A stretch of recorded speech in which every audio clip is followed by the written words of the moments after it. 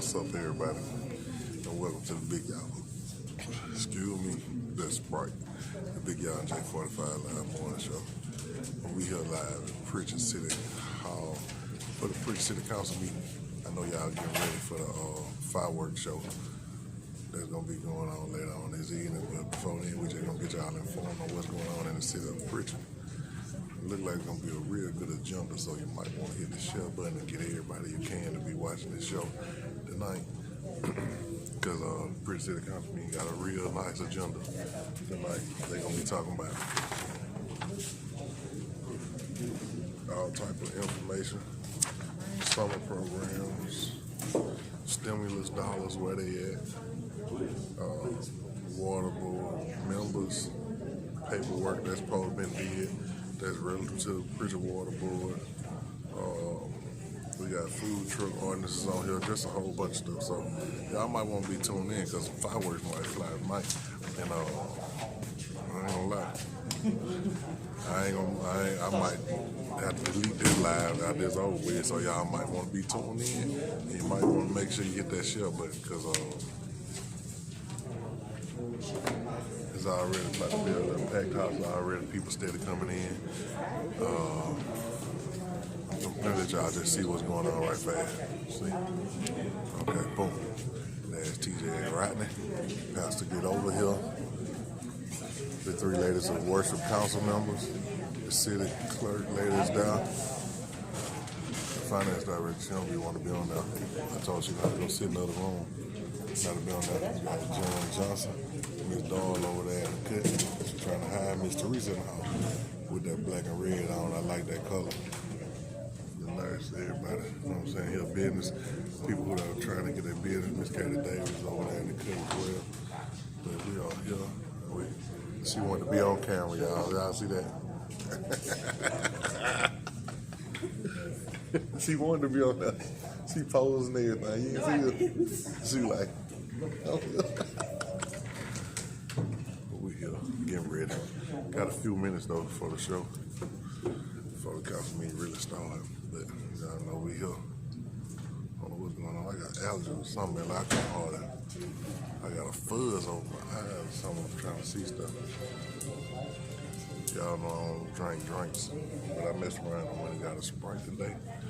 Every time I hit that mud, like I'm burping about 6-8 times. Okay, so that's strong. Excuse me.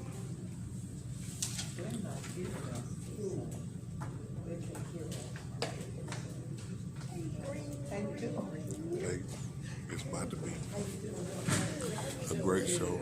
I don't have a co-host today. I inboxed 45 early. This morning he still hadn't responded back, so apparently he ain't coming today. I don't know if Migo gonna show up as my co-host. I'm gonna have to get me a new co-host for the Thursday night SmackDown at the Pritchard City Council meeting because I don't have one right at this moment, so I need somebody. I might get Mr. Sammy Green to be my co-host. He just be sitting in the back anyway.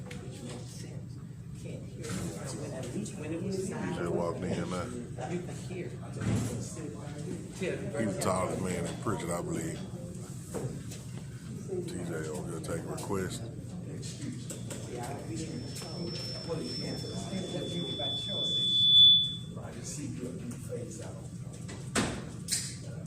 Who would look like they famous? Who, Migo?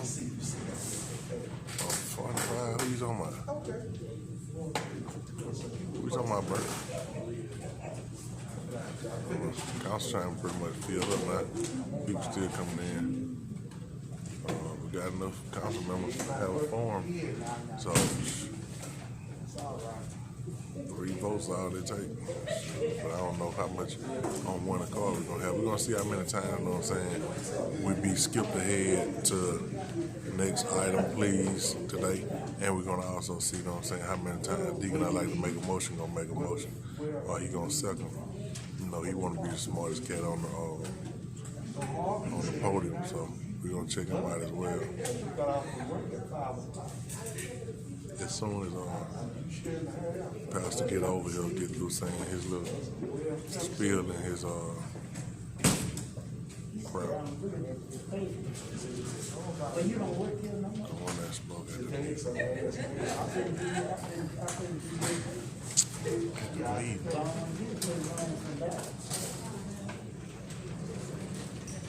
At the meat. What meat you talking about?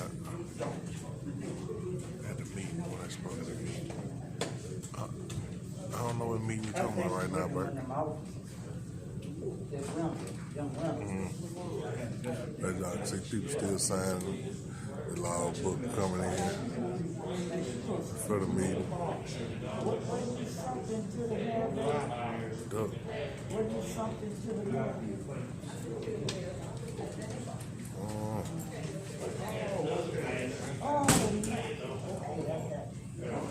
Unless you talking about the chief of staff, Rodney Clinton. He over there right now. And that's what you talking about right now.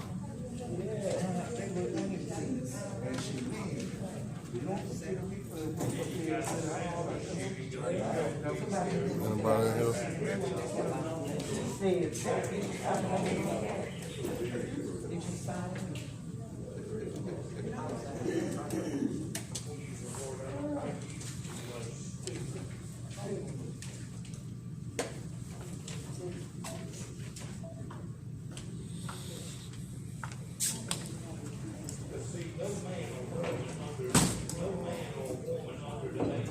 That one Deacon, I'd like to make a motion. He came on in. We don't have BI here right now, so we don't have him in at the moment. He might come in later on. So I guess they're finna get ready to start the meet. It'll be by 5:30 right now. Let me check and see something. Yeah, it was a minute out. Should go and hit that little thing. Doop, doop, doop, doop. The NBA playoffs start tonight. We ain't got time to be here all night.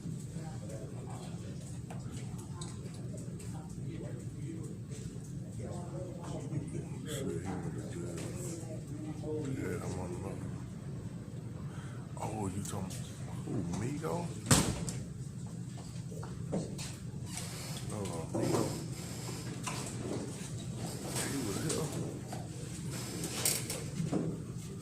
You know what I'm saying? Who you talking about with the jail thing? You talking about who was sitting here with me last week on the show? Who was sitting right on this side here?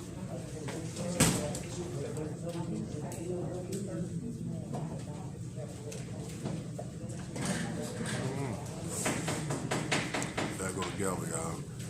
Let's get ready for get over here. And my boy Gary Miller just walked in. He alive, OG.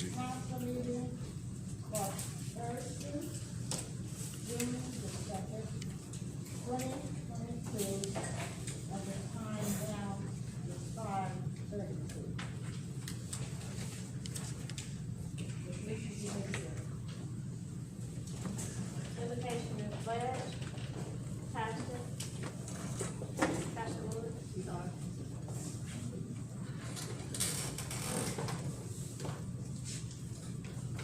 So we stand for prayer, please. Let us pray. Bless the Lord, O my soul, and all that is within me. Bless his holy name. Bless the Lord, O my soul, and forget not all his benefits. Our Father, we're grateful to come to this council meeting this evening. We pray for each member of our council that they, along with our support, will do the business of this city in a way that would please you and benefit the citizens. We pray today for those in our community who are still dealing with this tremendous plague of COVID. We pray for healing, especially today, for our own Pastor York and for others. We pray that we as a nation and as a community and people will rise up and do something about the senseless gun violence in our nation. We pray for those who have lost loved ones these recent days in these mass shootings and other shootings. We pray for the comfort of your Holy Spirit. We pray for our mayor and his staff, for all of the employees and volunteers of this, your city. We ask your guidance in this meeting, in this place. All these things we ask in the name of Jesus, and the people of God say it. Amen. And now the pledge. I pledge allegiance to the flag of the United States of America and to the republic for which it stands, one nation, under God, indivisible, with liberty and justice for all. Before roll call, just not going through, going through council,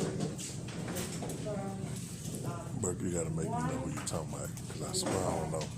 no one be allowed to come before the council if your name does not appear on the application, to speak to the council. That is not saying that you can't have someone to come, people to stand and support you. We just cannot speak. Secondly, most importantly, as well as any defamatory, gestures, name calling, will not be tolerated. Man, go to God Bless and get his picture and send it to me, because The I other don't know who thing you're talking is, about. you have 3 minutes, you have 3 minutes to speak. If additional time is, needed, it will be at the discretion of the council, and we will have a consent for additional time to speak. With that said, the issues you may proceed. Roll call. Counselor Annie Williams. Present. Counselor Stephanie Johnson Norwood. Present. Counselor Derek Griffin. Counselor George McCall. Present. Council President Osia Edwards. President, Madam President, you do have a quorum. thank you. I would like to ask, this is, if you permit me, the council, I think, we need to, move forward as far as the health Man, you know, insurance. I know I took it early in the morning, I ain't got no smoke back from it. And with that said, I think Mr. Hall, you can elaborate on that. I want you to keep in mind. I think we got a good Health read insurance tonight. is very important. For you, the time limit, with the work to be done, within our time ready. period. Especially when you don't want that to happen, so, with that said, Mr. McCall, I would ask the city. That me gonna burn. Remove that particular item. You said he went to jail today? So that it can be discussed further. Can I have consent? Consent. Consent. Okay. Madam Chair, thank you, my colleagues and, to the, citizens, staff. We have the health insurance, that was brought before us on last weekend, and the council, because of the time frame to get this resolved, the council had, appointed me as finance chair to meet with the finance director and the person that's, the individual that is coordinating the health insurance for our employees. We did meet, Madam Chair, and we went over, everything in there. We had 2 different plans that the employees are able to choose from, and, looking at the information, I think it would be Oh, a, yeah, that's what you talking about. package for our employees, and I believe the employees will be pleased and satisfied with this, package that, we have before us. And I recommend to the council to go ahead and move forward to, give permission and adopt this, resolution and contract for the man to sign off on, so they can start the enrollment.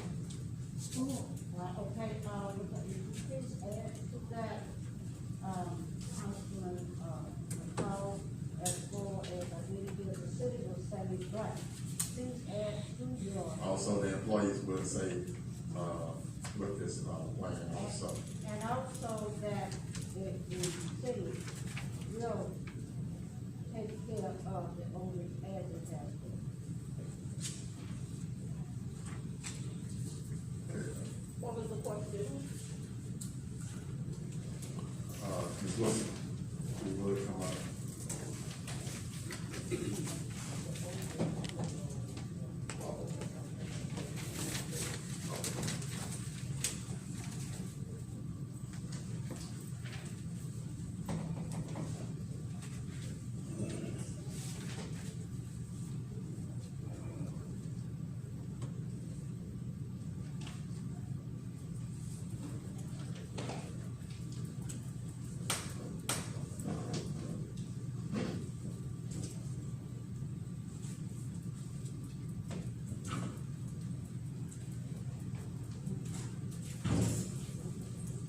I wonder what they whispering about.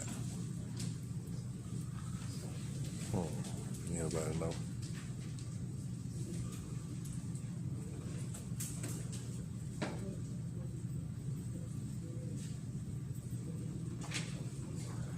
Yeah, Bert, that Migo you talking about? Madam Chair, you would, Ms. Wilson, just give a brief to the council so we can move forward on this. Good afternoon, and thank you again for the opportunity.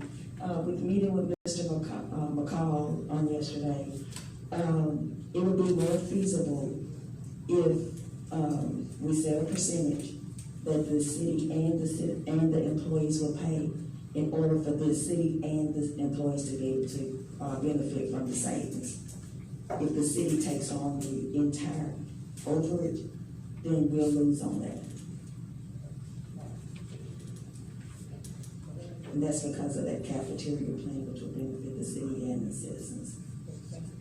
So, Madam Chair, I will, make a motion that we, move forward with this and authorize the mayor to sign the contract and we have, rectified the resolution on next Thursday because they restarted enrollment as soon as possible. I second that. The motion, second, roll call. Look at Deacon, I'd like to make a motion. Counselor Annie Williams, Yes. Stephanie Johnson Norwood, Yes. Derek Griffin, George McCall, Yes. Council President Elsie Edwards, yes. Motion passed. Nobody approved. Appreciate you Adoption of telling me. minutes for May 26, 2022. Well, each councilman has a chance to read the minutes. Yes, I have it. Yes. Then I make a motion to accept the minutes with any necessary corrections. Second. Motion and second, roll call please. Counselor Annie Williams, Yes. Counselor Stephanie Johnson Norwood, Yes. Counselor Derek Griffin, Counselor George McCall, Yes. Council President Elsie Edwards. Yes, motion passed. Next item please. A public hearing, food, grill, and sports bar, Mr. Everett Davis. Madam Chair, Mayor Gardner, who's not able to be here today, wanted a statement to be read prior to Mr. Davis approaching the committee. Can I see that, please? Yes, ma'am.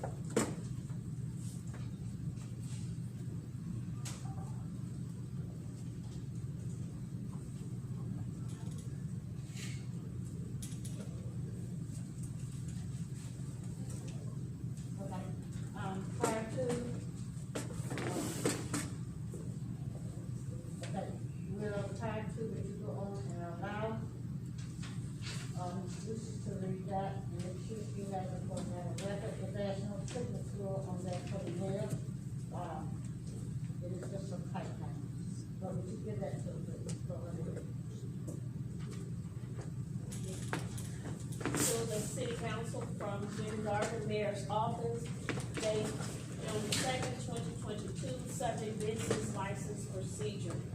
Reference mayor's vision for a healthier city.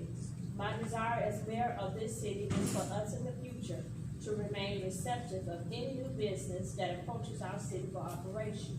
New businesses, especially our small ones, generate our best revenue.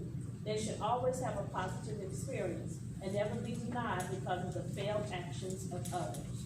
Our laws and regulations are clear, and stronger processes are consistently being put in place by my administration to help aid in this process. Our owners, from my experience, are more than willing to follow the process set by both judicial and legislative bodies.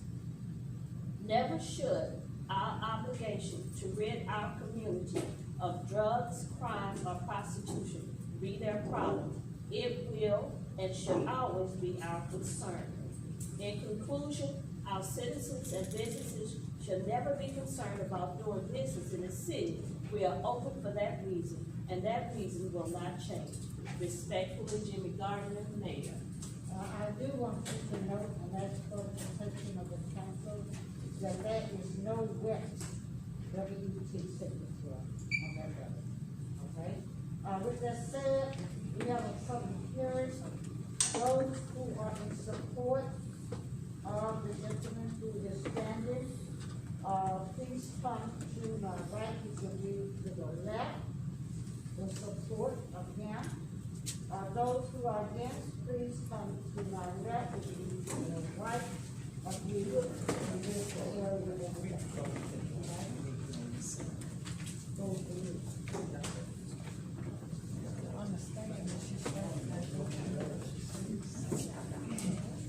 We can't hear you. We can't really hear. They can't hear you, Madam Chair. Hold on, they're against it over there? No, we don't hear about this up.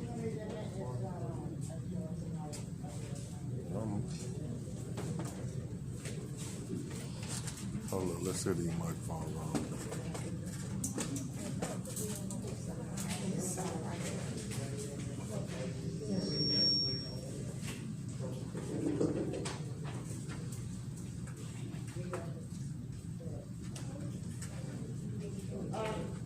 I'll try it again. Those who are in support of the gentleman who is standing at the podium, please come to my right, to your left. Those who are against, please go to my left, which will be my right. My right.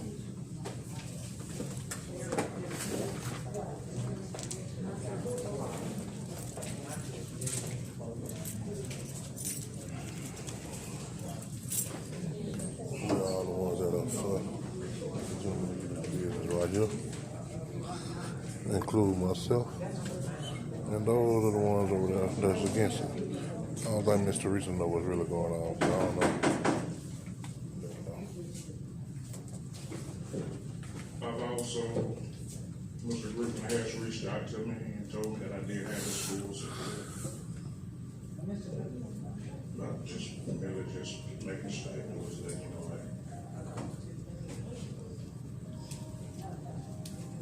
Everyone want to come forward to speak on behalf of Mr. Davis? Anyone want to come? Oh, okay, Mr. Young?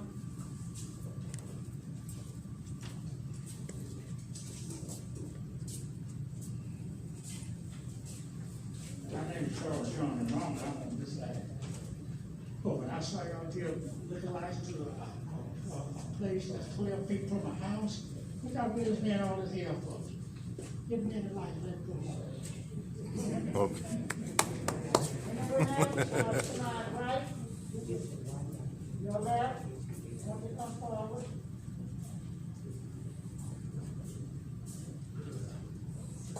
Anyone want to speak as far as against? Your soul come forward. Lord Sling Blade won't talk. Let's see what he got to say. My name is Mr. Scott E. Lacey.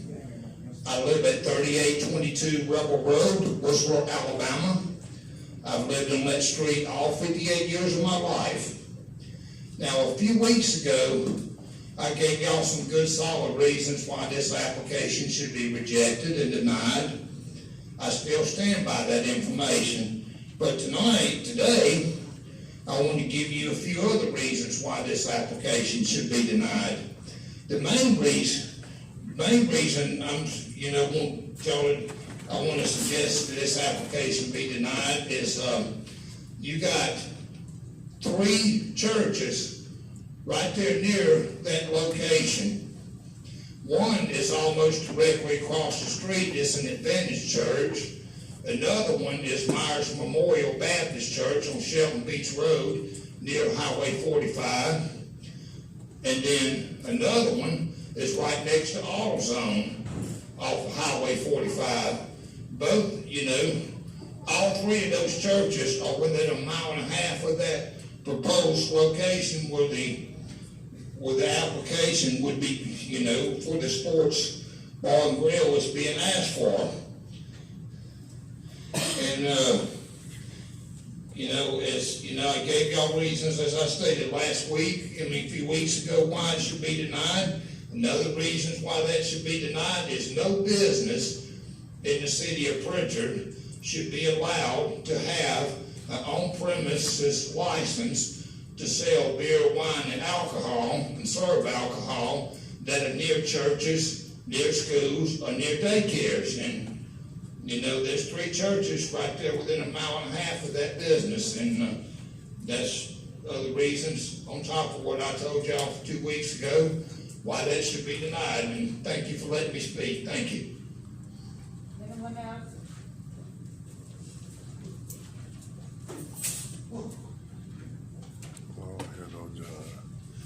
Good evening, Council. I'm John H. Johnson Jr. I reside at 828 Branch Avenue. I'm approximately a quarter of a mile from Mr. Everett's investment. And I do say his investment. Mr. Davis, can you hear me? Yes, sir, I got it. All right, okay. And the reason why I'm speaking to you with my back turned. Okay, thank you. All right. I apologize. I don't knock any man for doing an investment, trying to provide for himself or his family. But however, I do ask that same man or woman who is looking to invest in this type of venue, that you would do it decent and in order, that you would see to your clientele behaving decently and in order, because just like you, this property has been invested in by the investor. Those residents that live in that area have also invested and have investments in their property. So again, I'm saying that I'm not knocking this, but I do ask that the full support of the mayor, administration, public safety department, as well as the city council, that if Mr. Everett is granted these licenses, that you would stand and do your full due diligence to ensure that the everyday operations of Blue Grill Sports and Bar are done decent and in order. And may I mention one last thing to Councilperson George McCall, Councilwoman Stephanie Johnson Norwood, and Annie Williams. I have already spoken to Council President Evans and wanted to inform you all before you make a decision that you would, and I hate that Attorney Greg Harris isn't here tonight, but if you would look at the books, the law books of the state of Alabama, prohibits, it's against the law for anyone to be open strictly to sell alcohol at any time. Because I overheard 2 weeks ago that the grill was not able to be open and that the bar was asked to be open so that it could generate revenue. And so what I'm saying is that it is illegal in the state of Alabama, and you all look into that before you make your decision. I strongly encourage you to do so. Because when that happens, you are in that business, and the grantors of the license would be in violation of the competitorship with the ABC program here in the state of Alabama. Thank you. Thank you. Anyone else? If not, I speak. okay. I noticed that one of the gentlemen was saying that my business is close to churches. Not directly, no, not across the street, no. But like I brought up last week, this is my 4th time before the council. Like I brought up last week, if a bar can share the fence line with 8 Mile Giants Park, they have liquor license. So if they don't find They that don't like offensive, folks. why should they find my business offensive? I'm just want to be fair, treated fair, no better, but certainly no worse.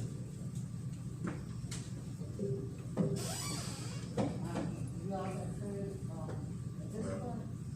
Madam Chair, on the last couple of weeks, it was asked for the chief to bring his thoughts to us tonight, but in the safety of that area and the traffic flow in that area, it was asked for the chief of the police to address that tonight. That's the police department. Yes, ma'am.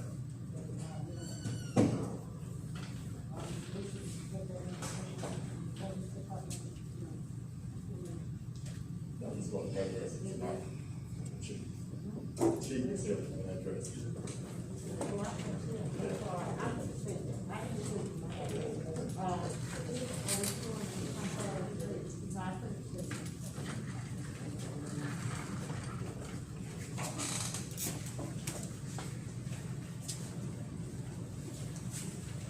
Good evening, Council.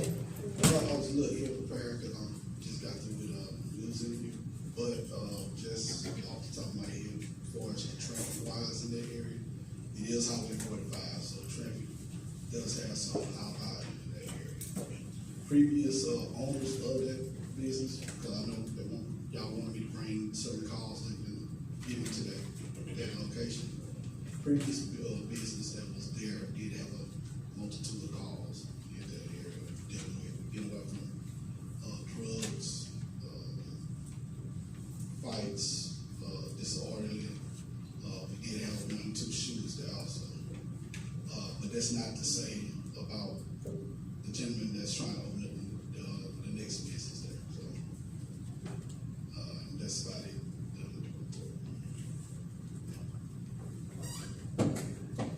Madam Chair, you were, the previous business, was they licensed at that time, that you was aware of? Yes, they were licensed.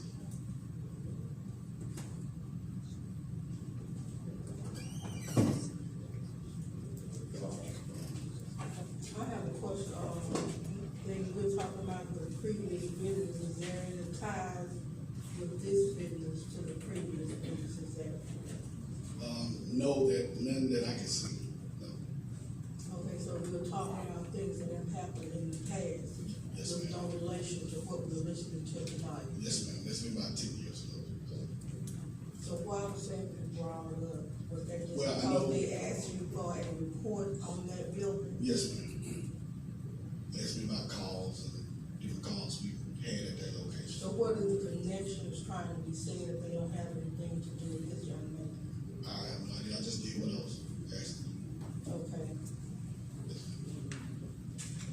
And that's why I said nothing in relation to And you all did, go there and do what the law advised you to do when you went there with the drugs and, whatever you had to do at that particular location? Yes, ma'am. Yes, ma'am. So if this young man do the same thing, we expect him to do, and he will do the same thing. That's correct. But he has no ties with the people that was there previously, what I'm trying to find out. No. Okay. Thank you. Thank you. Per the ABC board, when I did my pre-application, there's never ever been liquor license posted at that particular property. So, they were not licensed, whoever had it. Because that was one of the things I inquired about when I did my pre-application. And they did say it's public knowledge that no alcohol license have ever been purchased for that. Okay, at this time, the hearing, anything else? If not, then the hearing is closed. At this point, I need a motion, please. Madam Chair, if you would, and we have heard from both sides, the one that stands with the owner and one that's opposed against it. And we heard from the chief police of things happening previous years, which that's pretty much throughout the city, in the city and out throughout the county, previous things happening at locations. And you cannot hold a new person that don't have any ties with other people that we know of, that we don't have ties with them, or if they do, we don't know anything about that. And what I would recommend and make my motion in granting the license with the stipulation that this business will be monitored on probation for 3 to 6 months, let's say 6 months. Then anything on Norman's after that, he will be, his license can be revoked or will be revoked at that time. And as I stated before, his business license is year from year. And if any concerns when the establishment get ready to renew their license at that time, they need to come back before the council so we can either deny it or move forward with it. But I would say that he will be monitored for 6 months. Also, we asking if you do get the vote and approve tonight that out of respect, be respectful for the peoples in the neighborhood around there, but then closing at a decent hour, keeping noise down the library around the building. Yes, ma'am. Okay, I need a second, please. Second. Motion and second, roll call, please. Councilors Williams, Yes. Johnson Norwood, Yes. Griffin, McCall, Yes. President Edwards. Abstain. I thank you so much. Yeah, your motion passed. Okay. Do I need anything from the council So or? we need to get with the city clerk. Give it a second. I wonder why she was staying when the man thing was congratulations, bro. Let me tell you, Other participation, just share it all. Mr. Orr? here it comes. Miss Waterboard, y'all. Mr. Orr, would you state your name and your address, please? My name is Cherry Doyle, I live at 402 Turnbull, 8 Mile.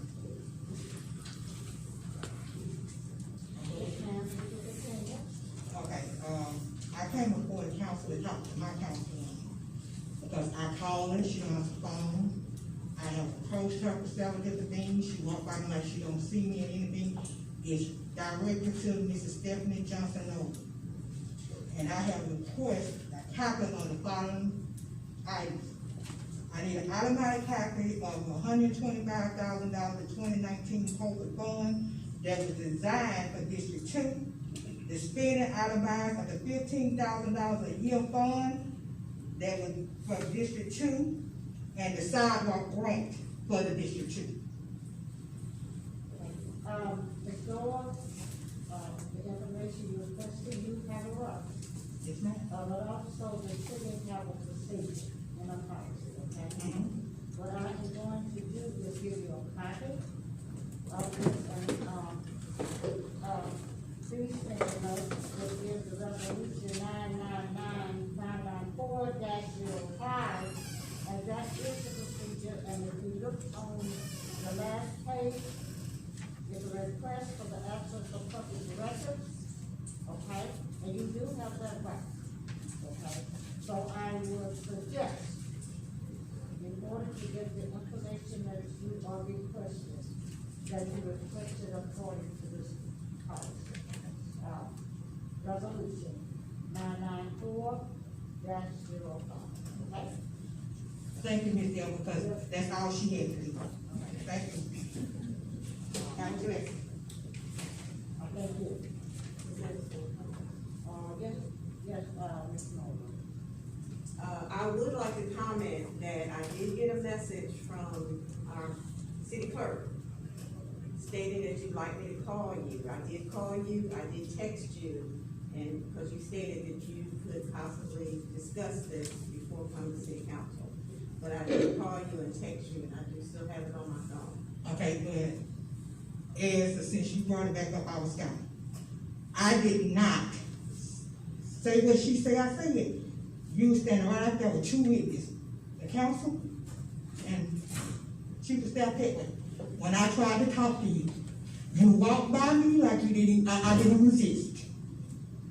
See, this is what I didn't want to get in. That's why I said I was talking directly to you. You have always act like I don't exist. Okay, Miss, Okay, she, wait a minute, okay?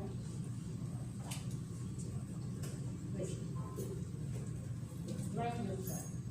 But please, you the lawyer or?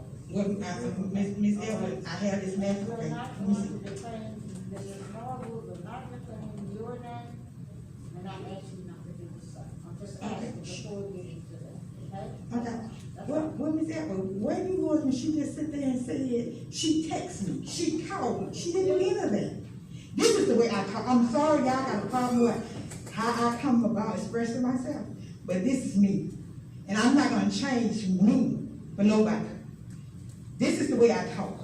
This is the way my family talk. Okay? This is it. But I have, since day one, Miss Edwards, have tried to have a relationship, a conversation with my city council.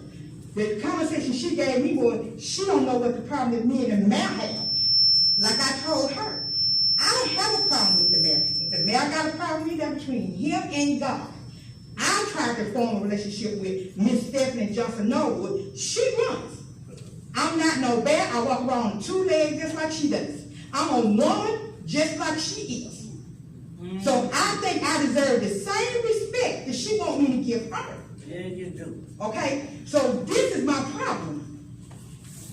I have went to some of the meetings, her town hall meetings. That's how I knew about the money that was allocated to District 2. I got it from her in her town hall meetings. She had us to fill out forms stating this is what she was gonna do. But she said, the last word she said was, I'm gonna do what I wanna do. You don't take public funds money out of one district and do what you wanna do with it because it's allocated to one district. That's right. Okay, but I'm saying, I have walked away, because I asked God, I did not want to get upset with Stephanie Norwood. She came back with me talking about what I did, what she did, that. Miss Edwards, she have never, and God is my witness, acknowledge me like I exist, acknowledge me as being on the water board for District 2, but she can't say that I do the same to her, because when I come up in here, I acknowledge her, I said, Miss Stephanie Norwood, you are a councilwoman for District 2. I'm water board for District 2. Never disrespect her. Never act like she didn't exist. Okay? I hope you do. Because see, this is the point I want to share with you. She brought me. I called her on the phone when she won the nomination as a council lady for District 2. That woman sit right there on that phone and talked about me, to me, and I told her who I was. We're not going to the point Well, she went there. She went there. And that's when I said, thank you, Miss Evans, because she could have did the same thing you done, is told me what I need to do. I'm not gonna run behind nobody, because Jesus don't run behind us when we didn't see it. You have the information, please look at it. Y'all call me back, I want to do it. All right, I'm ready to make this out this way. Well, now go to the next item. Ollie Leonard and Carter Lockett.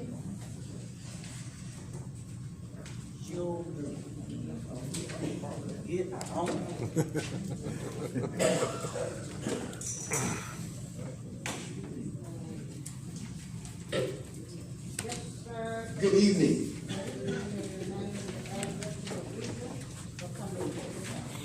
My name is Ollie Leonard, 602 Bel Air, Mobile, Alabama.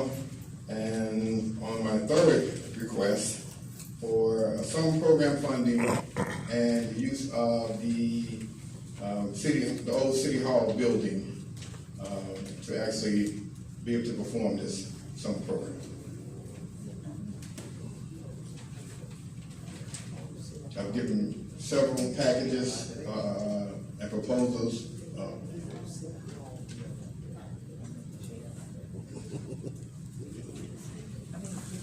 Boy, here we go. I'm asking for you to respect the meeting, the council meeting, of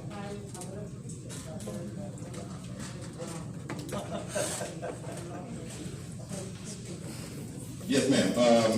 Actually here, once again, to ask for permission to use. wait just a minute, that is someone that is talking that's very disrespectful.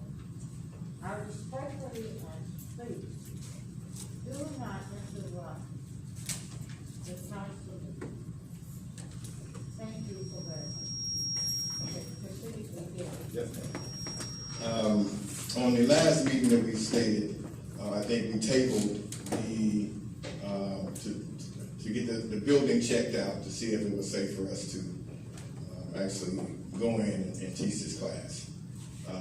And from my understanding, from the mayor's office, the fire chief did come out to perform some duties for the upstairs part of it. But there needs to be some work done at the bottom, but we're not really concerned about the bottom because it won't be at the bottom. So if I can, I know Mayor Governor isn't here, so as far as the feedback for the safety of us going in to do this is complete. On behalf of Mayor Gardner, administration, and definitely to the council, the building inspection that Ms. Eiley speaks of, there were some concerns downstairs. Mayor Gardner wanted to ensure that those things were taken care of. There were 3 proposals sent from 3 different construction vendors to ensure that we were able to get those things resolved. One of them came in for $11,000 to fix the flat part of the roof. There is water coming in on the flat part of the roof, not the mountain or the gable. And now that the gable's not having any problems or any damages, the only concern Mayor Gardner and the construction team had was the cleanup on the inside, which came up about $6,942. And then there was also the flat roof and then the siding on the old City Hall. And those things being done and completed, it was still well under $30,000. Those things were approved to be done.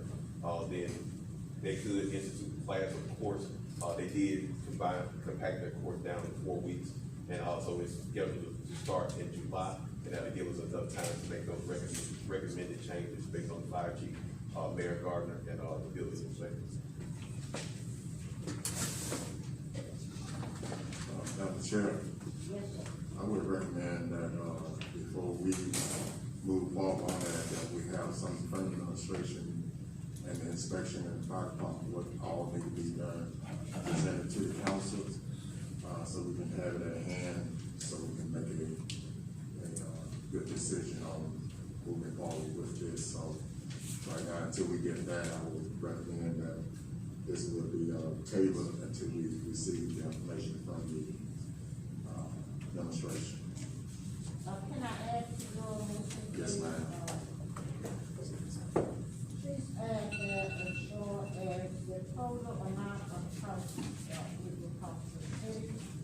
Secondly, who is the person person doing the work in the lot, and I haven't received.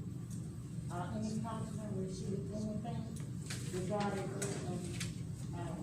building on is in the hands of the council, in the council. Therefore, it means that if you're going to work on buildings, you go by the council. You hear it all the time from administration that this is the council's responsibility. That's one. Number one, we should have known the company. We should have known in writing as far as what work has to be done and the total cost. So please provide that along with the information that Councilman McCall has discussed. Would you include that, allow that in your motion? Yes, ma'am. Okay. But let me just say this, before it is easier, and it doesn't give them pressure, because everything that doesn't work is put on the council. That is not true. And I do want the public to know, when you hear the council rejected, maybe some get the information, I don't know. I do know, and I don't know. But it doesn't come to all the council members. My question is, how can you make a decision when you don't have the information? So with that said, I'm asking for that to be included. Now I'm looking for, please, a second to the motion and into the call. I have a question for Yes, Mr. ma'am. Edwards. Yes, ma'am. When were these classes supposed to start? June 6th. It was supposed to start June 6th. But now we're looking to push it back to July to, get the additional work that needs to be done. And my question for the panel is, if that building was up to par, or when it is up to par, do you have a problem with us using the building? And the second question is, do you have a problem funding this program? Well, let me just say, and your business thing. Yes, ma'am. So fine. Business is supposed to be done decent and order. I agree. If we do it right in the beginning, it just not culture, okay? Yes, ma'am. But people have to have this information. That is the problem. Secondly, when you talk about funding, Mr. Always, it wasn't on your initial presentation. You remember the funding that you asked the city for, it was said to be spent and used for changing of the second, all right? That is all, as far as the funding is concerned, that's going to be asking council member, okay? You should like to do a public paper, which allows for people to do. Then that will be each council member decision how much they want to give to you. Yes, ma'am. For that program, along with administration, if they decide, they do this right away. Yes, ma'am. Okay? All right. But I want you to remember, when you don't do business right, it doesn't go right. Okay? Yes, ma'am. And this is what the problem is. That motion is on there, a second, do I get a second? Well, I have a question, okay? Okay, how much is this program cost total? And how much are you requesting from the city? And where's your funding coming from? The program is $9,600. Okay, and it's, For the 4 weeks? yes, ma'am. That includes everything, books, material, printing, pens, etc. And my proposal for this money is to come from whatever area that's available to fund this program. This is a program, and I don't have to talk about the importance of it or our track record when it comes to that. This is something that our community and our youth need when it comes to financial literacy and credit awareness. So, but I do understand now as far as the procedure, and that's where, to answer your question, it can come from many parties. As she said, all parties pitch in here and there in order to make this work. So are you requesting 100%? Yes, ma'am. From the city and you're not supplying any funding? I'm providing my experience, my knowledge, and my expertise. I have 21 years of experience in doing this. And like I stated earlier, this program has been taught in several schools in Prichard, several schools in Mobile. We have testimony letters that work, and they want us to come back to actually do this, but we did this for free. It didn't cost them anything. And we're looking to come in and continue to do this, but I can't go to 13 schools and do this for free. And no disrespect to anybody up here, but I want to be able to share this gift. That is what God asked me to do. And I'm willing to do that. Ms. Ali, how many children will be expected in the program? A minimum of 25. From my understanding, that's what they will allow as far as in that room at one time. There's 25 students. We can do several classes. That's fine. And even prior to us coming here, I was asked to do a class for the seniors at Viger, a program. But I guess the timing wasn't really there for us to do a full program. And they were checking to see what they was allowed in their budget for me to come in and do that. So I get requests all the time. And how many hours a day will these students be expected to be in class? It's 2 hours. And how many days per week? Actually, 2 days a week.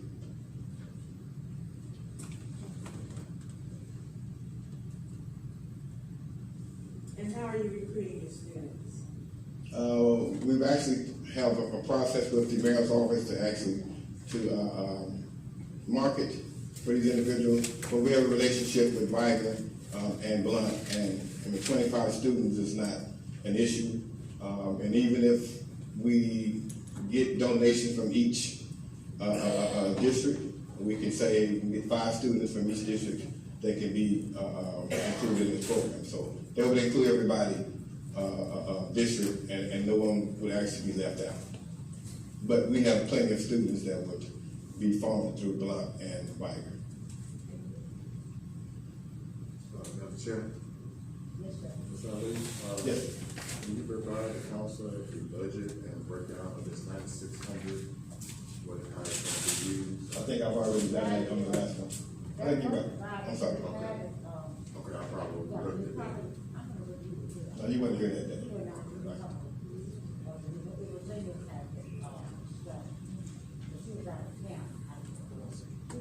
Yes, ma'am, he was. But I can provide you another copy. Okay, okay, no problem. We'll wait on, Mr. Reed. Yes, ma'am. And I know your time, let me just say this.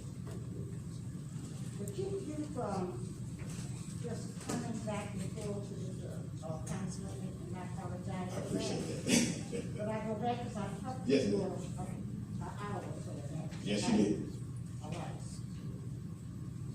When we get the information, okay, all the information from over there, get the resolution done, okay, not heard your day, okay? Yes, ma'am. But the reason why it is called for, the reason why it's flagging this now, because it wasn't done the right way. Yes, ma'am. You understand? Yes, ma'am. All that information, before promising you anything, it should have information came to this council. You understand? So we can understand and make a decision. Okay? Yes, ma'am. So now what has to be done, and we haven't got not one sheet with a dollar as far as how much it costs to them. And the council, by law, is responsible and can go to jail. Not an issue. Okay? Yes, ma'am. Okay. But please, let me see that. I will have the city clerk, with administration, provide to the council what they need to make a decision with, okay? Yes, ma'am. I will have to control. Thank you. Okay? I appreciate And I that. apologize to you back and forth. That's okay. But if you don't do it right, it doesn't turn out right. Yes, ma'am, I understand. All right. Okay? Okay. Thank you so much. Thank you for your time. All right. Ms. Madam Chair, Next item, please. you have a motion on We the still floor. have motion on the floor. My what? My vote is on the floor. Motion. Yeah. Did you get a I made that motion, I was waiting for a second. Second. Did you get a second? Second. Motion and second, roll call, please. Councilor Williams, Yes. Johnson Norwood, Yes. Griffin, McCall, Yes. President Edwards. Yes. Motion passed. Thank you. Lauren Green,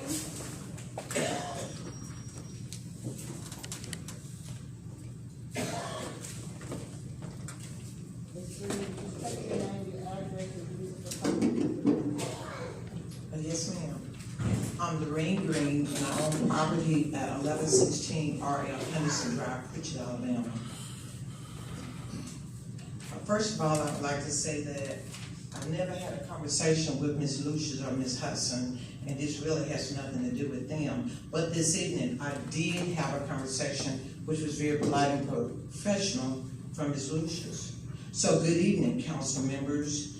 Below are a list of questions that I would like answered just to bring closure for myself. The first question was asked 2 weeks ago. I requested at that time for a written reply, and the answer would be for future practices. I'm sorry. Can you pass these out, please, so that they can see what I'm coming from? I'd like them to be in mind. Thank you. And share all of this. Thank you.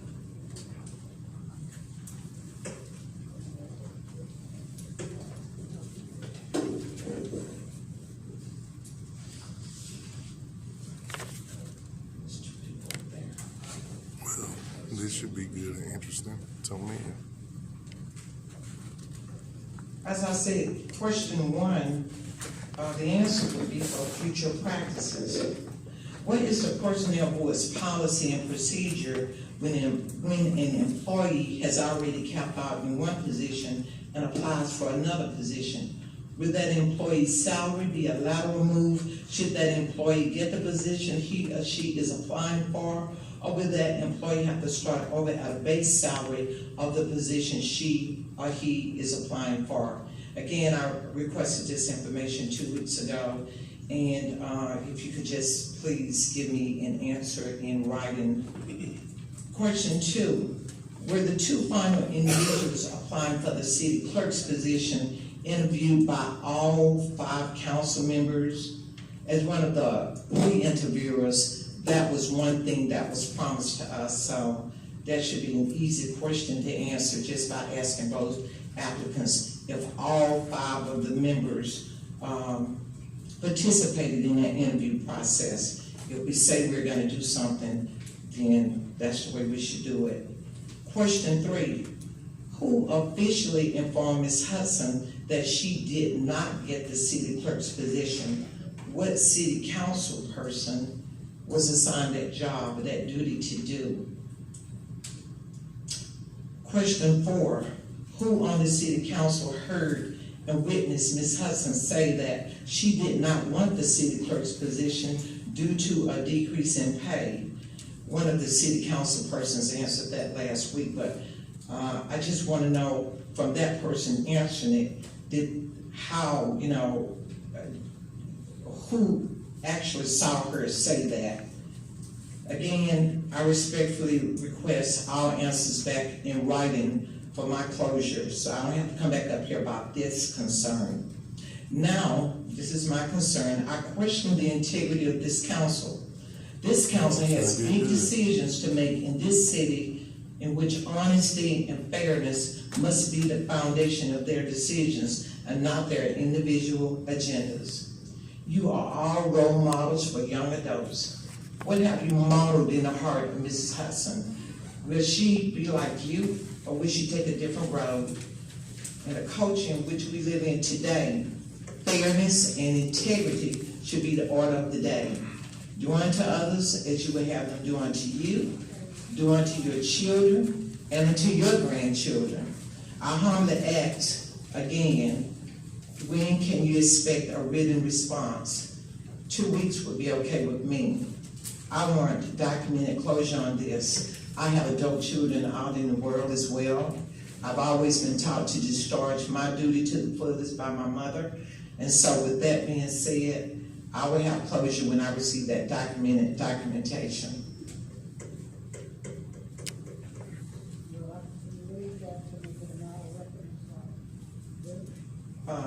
Excuse me? Oh, yes, ma'am. Yes, definitely. Ms. Green, are you expecting an answer from all of us up here for these? Whoever was in charge, or however y'all do it,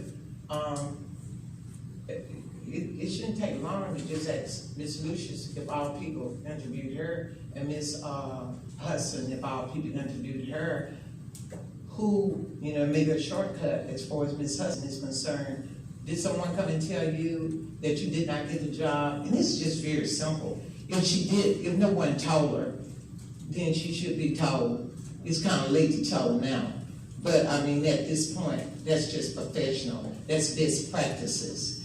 And as far as the salary cap, we don't want to put anybody in that position again. If it's going to be a lateral move, that should be, people shouldn't go around guessing about that. You are the bosses of that assignment, so that should be cleared up totally, completely. I'm just asking in 2 weeks that someone document that.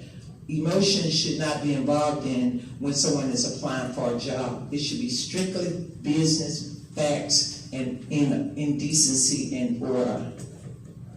So. I was concerned that the council put in charge for hiring. Yeah, that's what I just stated. Through the procedure, okay? Number one on your list that you stated as far as the personnel board. The personnel board sent as far as the payroll, as far as the city clerk, $19 and a few cents, I think $95.98. Ms. Edwards, I'm asking you for it in writing. Okay. Yeah. I just want the pop. That's correct. This is my second time because I did not receive my answer. Yeah, I might want to hit that shell button. It's getting a little heated in here. I live by the personnel, I provide council member with that information as of now. Not the personnel. Because we don't and didn't have an HR person here that was hired. I really can't understand what you're saying. Can you pull the mask down? I can't hear. No. We cannot hear Can you. y'all hear? No, I can't hear you. I'm standing right here. It's very hard to hear y'all back there too. The mic is not working, I think something. I can hear it.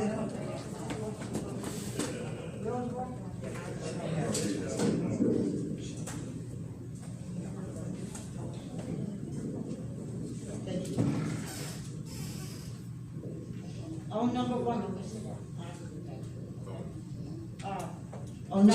number one, personnel board. I went strictly about what the personnel board stated, which was in the package, a big package that each one of the interview people, I did a complete package that passed along. $19 and a few cents. At the discretion of the probation period, it will be at the discretion of the council if they want to look at the rates, okay? Oh yeah, it getting a little hot, so I'm asking y'all to bless that cash out for this Number one. two, And put that the cash out for two y'all. final individuals applying for the city clerk position were they interviewed by all council members. Every council member was given an opportunity, not only stated here in the council member meeting, but also in email and Just also in case y'all feel like blessing that cash out. package work of all the information live, given to each council person. Damn. Not only did that happen, I made a telephone call to each council member to ask them whether or not they wanted to interview the candidate. One said no. I talked to the person on the phone. Okay? On the phone, yes I did. Because of the questions I had to ask.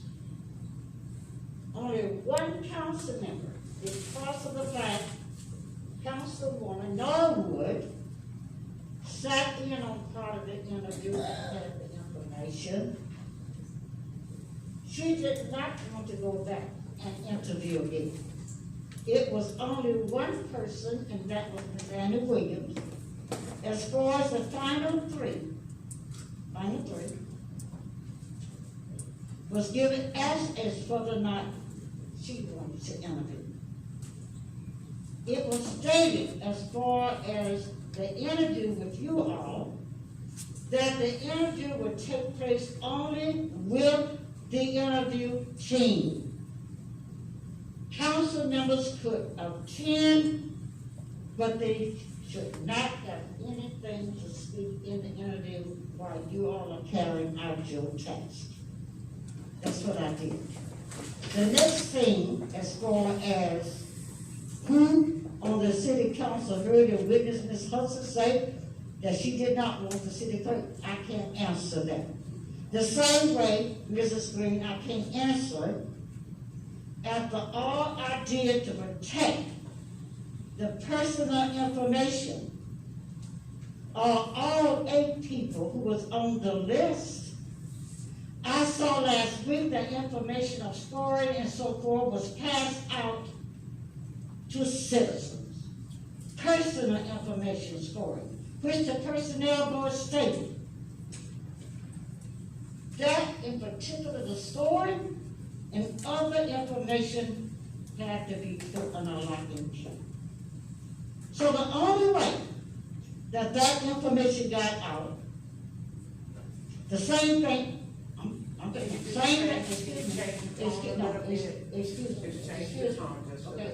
me, Mr. Jordan, you asked. I'm asking, I'm willing to accept it. Okay. But speak with me, please, Okay. like I'm speaking. Okay, I'm not. We're getting there. I'm not disrespecting you, okay? I appreciate Okay? that. No. I want to just let you know that. Okay, okay. I followed the procedure as best as I could. Every council member was given their privilege. It was later on in council meeting that one of the council members said, if they wanted to meet them, then let's find out after a council meeting, okay? Now let me just say to you, I was the one that put all the packages. Where did you have to pick your package up on? Where? The package for the interview. Where did you get them from? I guess, well, when I went inside of the room, they were sitting inside of the room. And I guess you provided them. There was a facilitator that gave them to us. Okay. That was a facilitator. Okay. And what was So I guess you gave it to her. Okay, what was, I was on the one with the. Exactly. Exactly. Afterwards, I asked for all packages to be, taken up, so it could go back to a safe place because of all the personal stuff that was in those applications. And that is what personnel board stated. Same thing as personnel board when afterwards, calling them this spring and asked them, what do now I do with this information?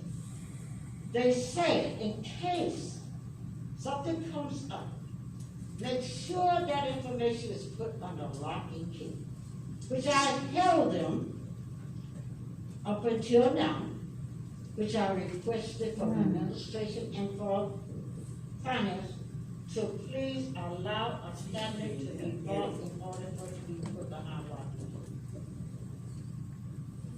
So I did the best.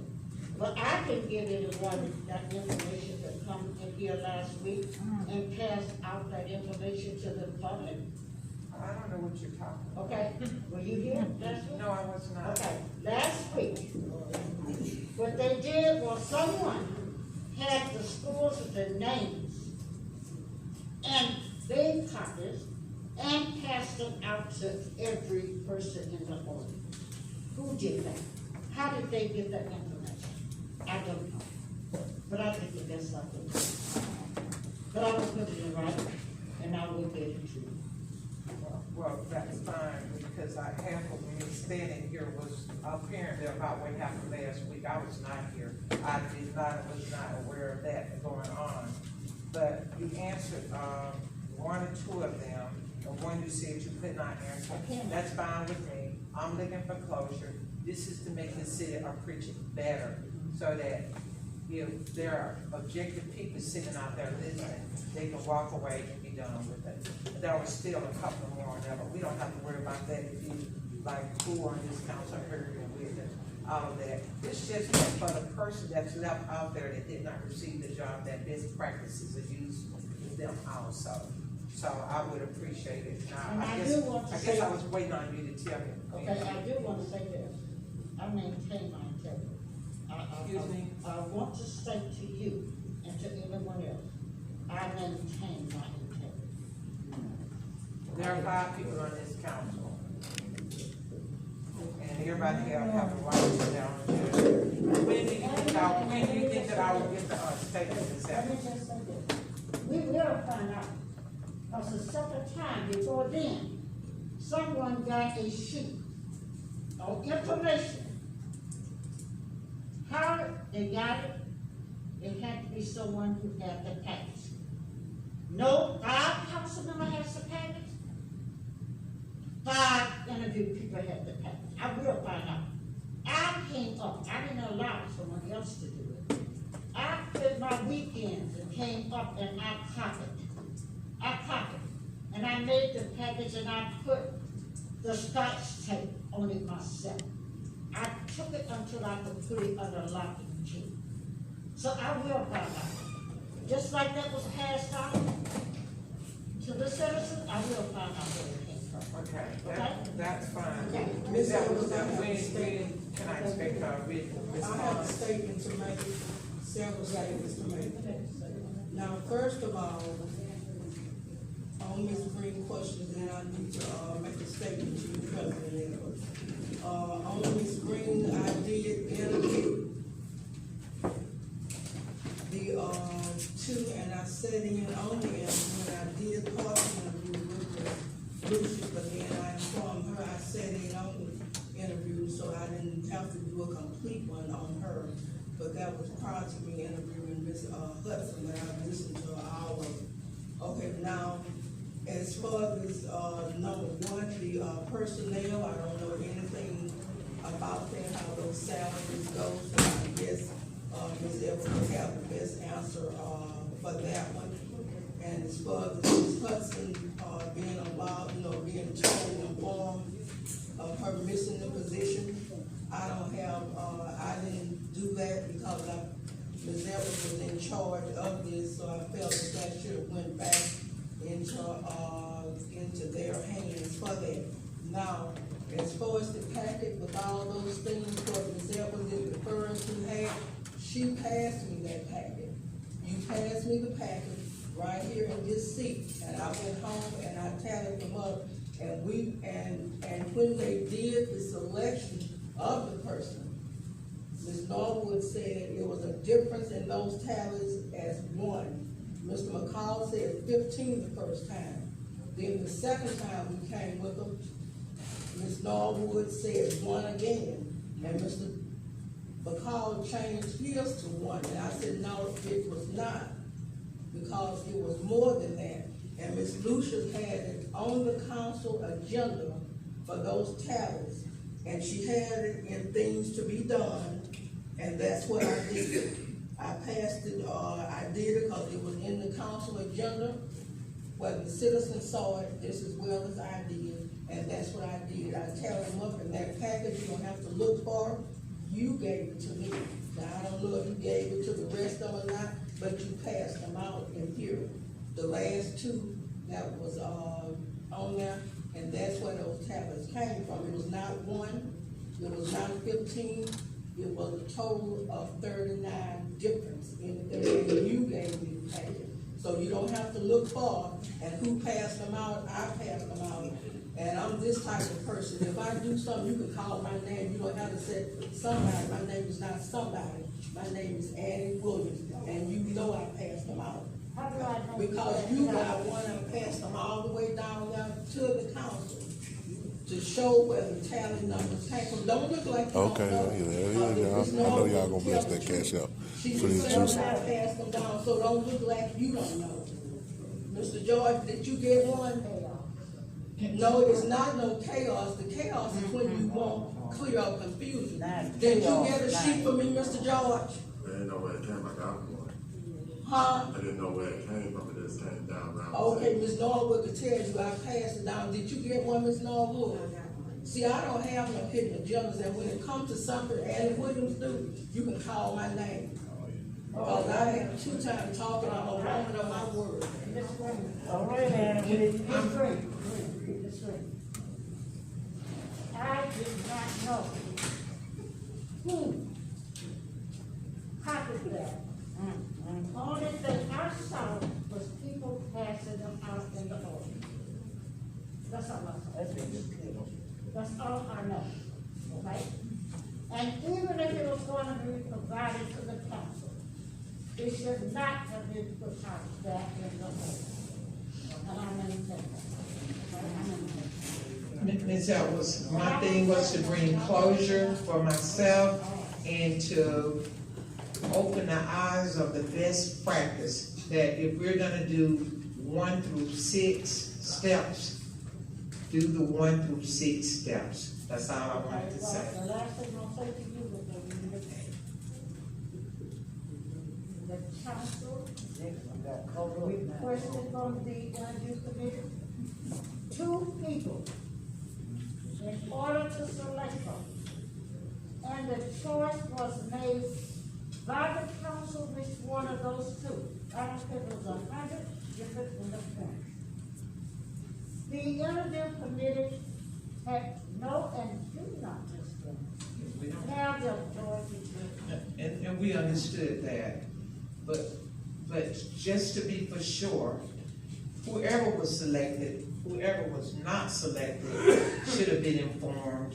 And whoever said that the person, or whoever thought they heard the individual say they're not going to accept it, they didn't want the job, that needs to be documented and be for sure that that is what the person said. That's all I'm saying. I don't know if she said it or not. That's why I'm asking, so that for future references, this is nothing to stay hung up on. For future references, if someone represents something out here, let it be what someone really said. And if someone was supposed to do something, like say the person was not told that they ever got the job, just tell a person. That's all I'm saying. And we can move forward and move on. Because I feel I have closure now. I understand it. Let me finish one other question you just stated.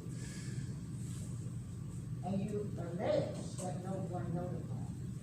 I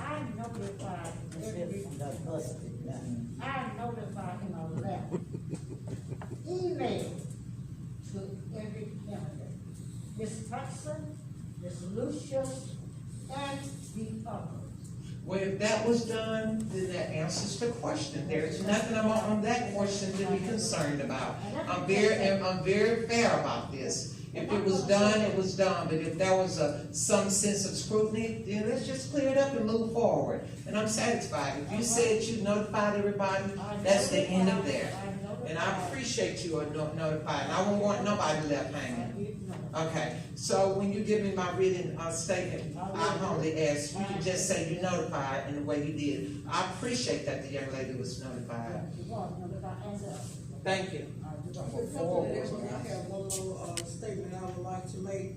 This is the agenda from last week, and Ms. Lucius, very well, put on now, but she called it the PRICHARD action item. And that action item on there was candidate's rating list, and it had my name, Annie Williams.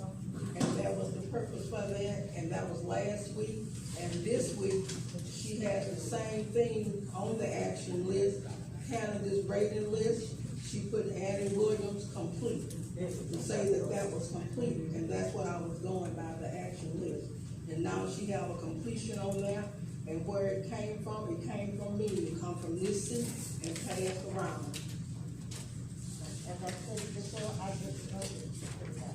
Well, it's no When I hidden saw agenda, this, when I did not. because she put it on there because somebody was asked. Next item.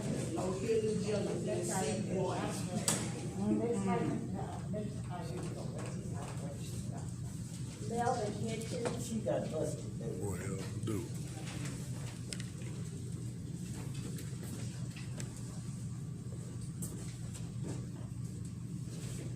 Ms. Frederickson?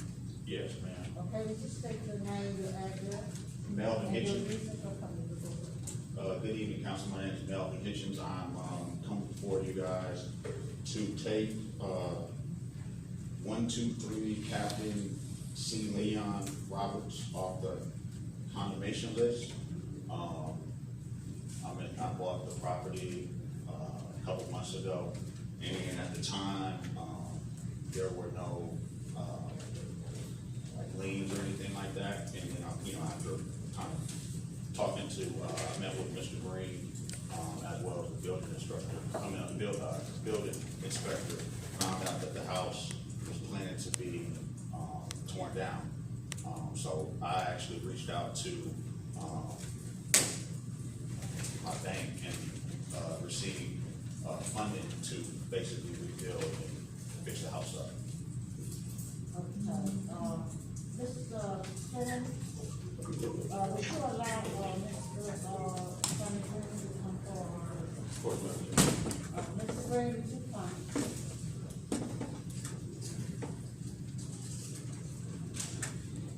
Call this man in Pritchard. Gotta do the camera like this when he come by. Mr. Green, state your name and your title. Sammy Green, code enforcement supervisor. What I need to know, he just requested that this was property was moved up with condemnation, because he has now get money in order to do that and all their house. Would you allow me to talk to as far as this property, because the job is told to do the house? Okay, he has, spoken with the building inspector. The building inspector did go out to the site and looked at the site. I'm not sure if he requested, any kind of plans or drawings or anything, for you to provide to him. But he did indicate that, the structure can be, rehabbed. So it's just a matter of, the council wishing that ask for it, they want to remove it off the list, to give them an opportunity to, rehab. Okay, well, one of the things that he really needs, when he's not here, is the fact that he's saying, okay? This is something that he needs to really set in writing to the council, along with your recommendations too. And I'm glad that you're able to read that. Very you and the community, okay? But, we need to have something in writing. Okay. We're talking about inspection. It was on the condemnation list. We need something, the recommendations from environmental and also for inspection, so we can have something before the record, okay? What is your timeline? I should be, so the biggest holdup is, I don't wanna receive financing if the house can't, if there's any holdup from, the city. I wanna get it off the list, you know what I mean, so I can proceed and go forward. When are you planning on putting your starting? I can start within the next, month, and I can be completed in the next, probably, realistically, probably 4 months or so. I already have, sat down and talked to, a builder, so we literally, it's, a 4-unit small apartment, so we are basically just, taking it down to the studs and start from scratch and doing everything. So it's gonna take about, 4 months realistically for But everything. I'm trying to, at the beginning, the city, where we get the information. And, if we can put this back with this, slow down your timeline. If we put it back on the agenda next week, so we have all the information. So one of the biggest issues is I've started the process with the bank. We already did an appraisal. I'm ready to get financing and funding, but I don't want to go. I paid for an appraisal. I've done everything on my end, but I don't want to sign off and get funding if there's going to be a hiccup where I can't work. Well, I don't think that was thing, because Mr. Green said that he could be, am I right? That's correct. And he's the one that does the condemnation list, okay? Also, he stated that inspection, am I right? They're going out and inspect. I don't think you have a problem with that. But I'm asking for us to get the paperwork in order to make it legal. Yeah. With our decision. Yeah. Unless we should give up to the person if we think this is how much. Okay, so what all would need to And be? you don't necessarily have to come back to the council, the council, the city president of our, okay? Okay. You have a regular telephone number, I have it, okay.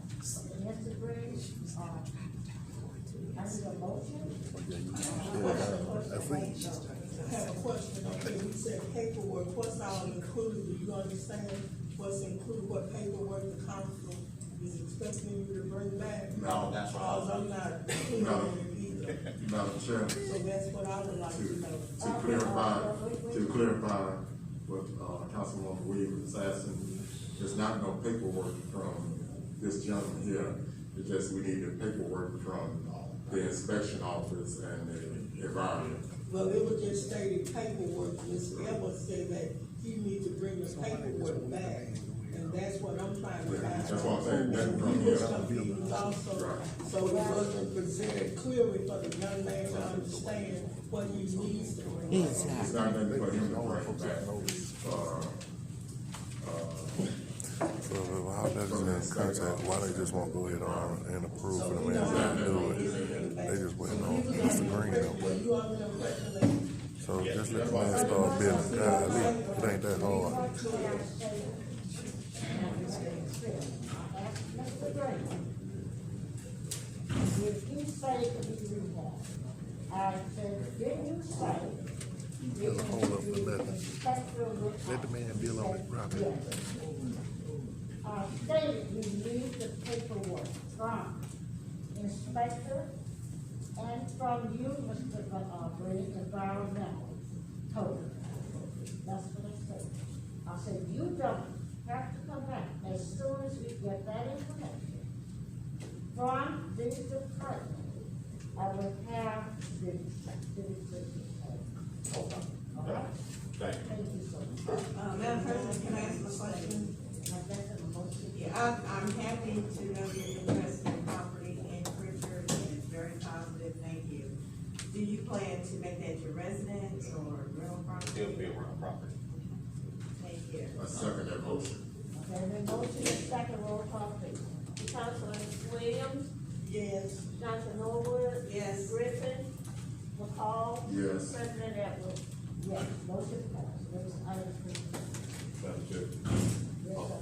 are we to, I guess assume that you want the administration to handle that paperwork to the city clerk, dealing with inspection and code enforcement? That's a great draw. I asked Mr. With your permission for him to come up, and Mr.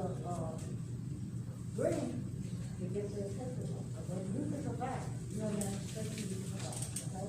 We'll put it together. We'll put it together, that's too easy. Thank you, Madam Chair. Okay, thank you. Next item, please. Gary Miller, Mr. Miller?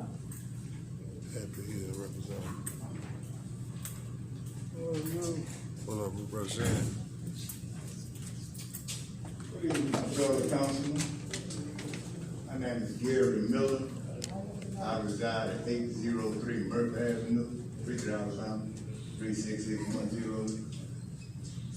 I've put in 6 written requests with the mayor, and I hadn't heard nothing from him. Each month, I was going back and forth, trying to meet with the mayor.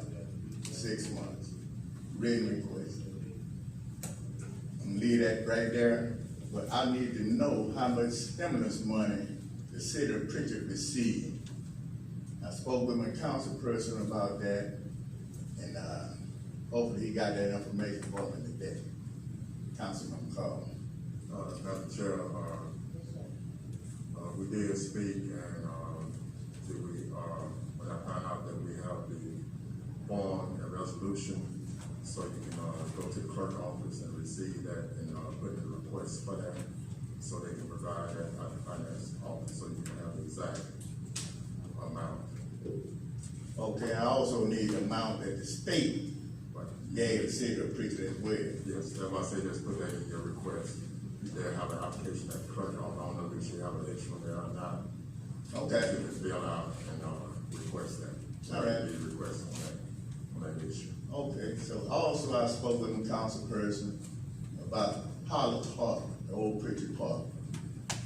Got a lock and key on the door, lock on the door, on the gate. It's been 2 years since the kids been able to practice that. That's why they should have kept Councilwoman Samantha Even Reese. today they can't Somebody practice. should They have can't was even enter the always park up and because of running. locks on the door. And the way things going nowadays with the youth, we need some kind of recreation in this district.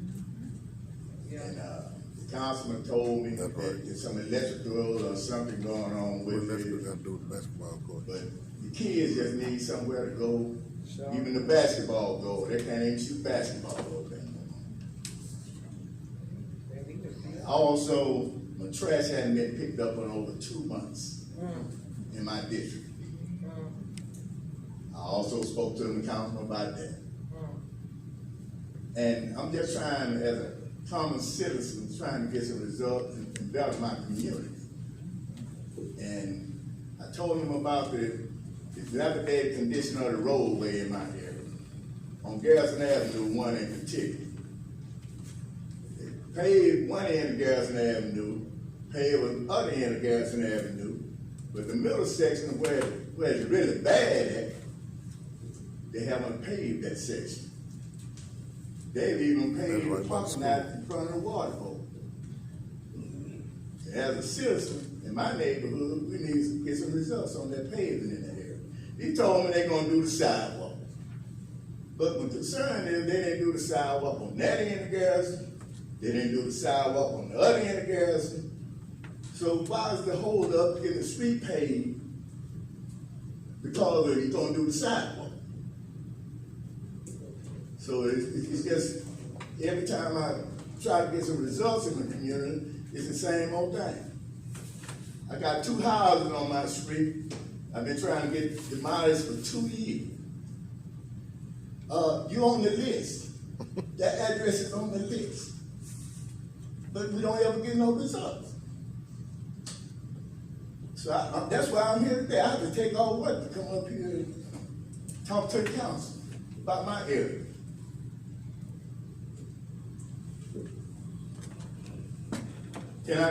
Anybody want to speak to my concern? Madam Chair, I had spoke with Mr. Miller, and we do conversate from time to time on the phone. And first, he always also texts me also, and I return his call when he texts, and he do discuss these issues about the community that he live in, further than the streets that he's mentioning. I think it's the ones that's around by Ellegrant School.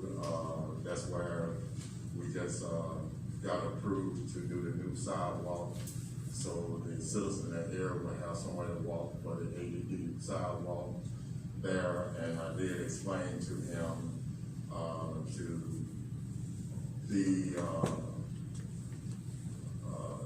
to move forward with this, we need to go ahead and take care of the sidewalks and then come and pave the street. It wasn't no sense paving the streets and taking a chance that they got to be dug back up because of the measurement of the sidewalks and how far they have to go out.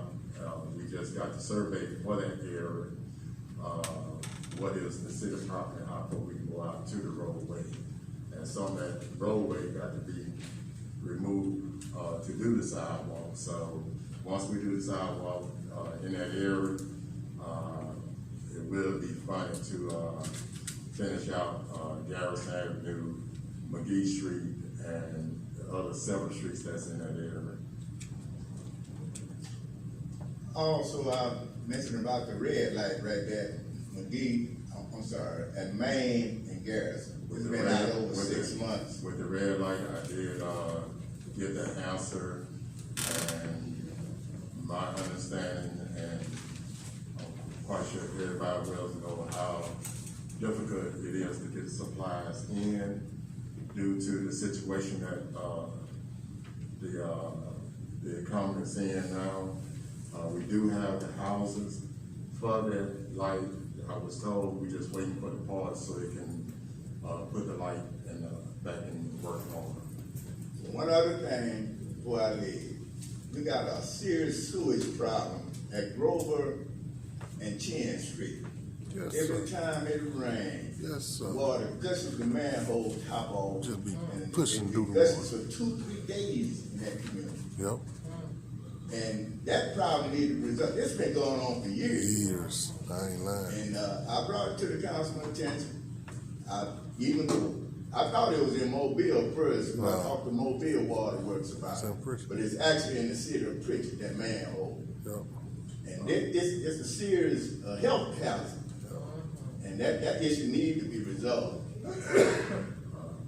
Chair, on that issue, me and Ms. Miller did talk on Friday about that. Friday, we had spoke about that. Even though that's not in my district, but as a council person, I am concerned of the entire city. So I do take that as hard, and I did mention to him, and I think he has some difficulty getting in touch with someone at the water board, because it is a water board issue, to maybe take his concern there. Yeah, I did speak to the operation manager at the water board. He did call me, but at first it took me a whole week to get in touch with somebody. But the operation manager did call me back, and we had a decent discussion. But it's an issue that needed to be resolved. Right. And have an effect on the city as a whole. Yes. Thank you. Thank you.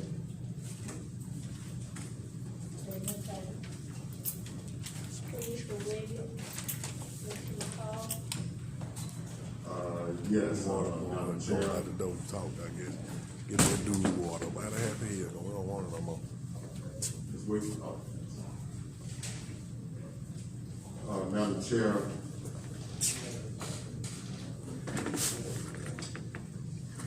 Madam Chair. Yes, Ms. Williams, she has been before the council at the first of the year.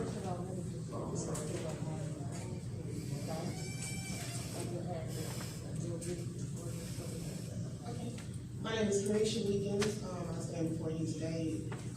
But my address is 1026 St. Stephen's Road. And I stand before you today, coming for the judgment basis of the open up legendary budget.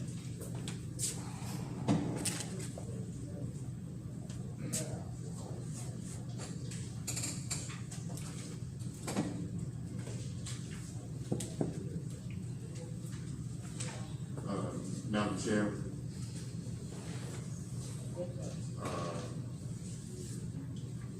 She, as I was stating, before, we asked her to tell her name and address. She did come before the council at the, first of the year. And I don't know if she got back between them. I know she did appear on May the 12th. I believe I was out of town at that time. It was sent, moved over to last week. I did reach out to Wiggins at that time, and she did appear on Thursday and asked for this week to go ahead and look into this and get it resolved. My understanding and looking at the information, you talking about doing a involvement, just involvement. Am I correct? Yes, that's correct. And doing my research, I'm the chair just to do an embalming stage and talking with the state funeral home board and doing other research. The embalming,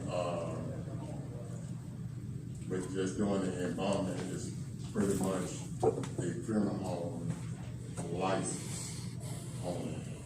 It's just like a funeral home license.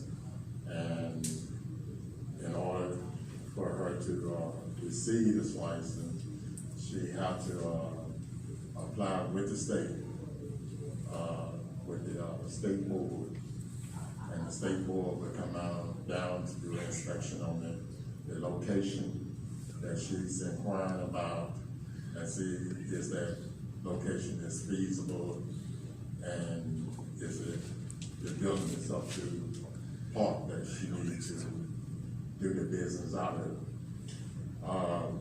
She can apply for both applications at the same time, but we will not release no license for that establishment until the funeral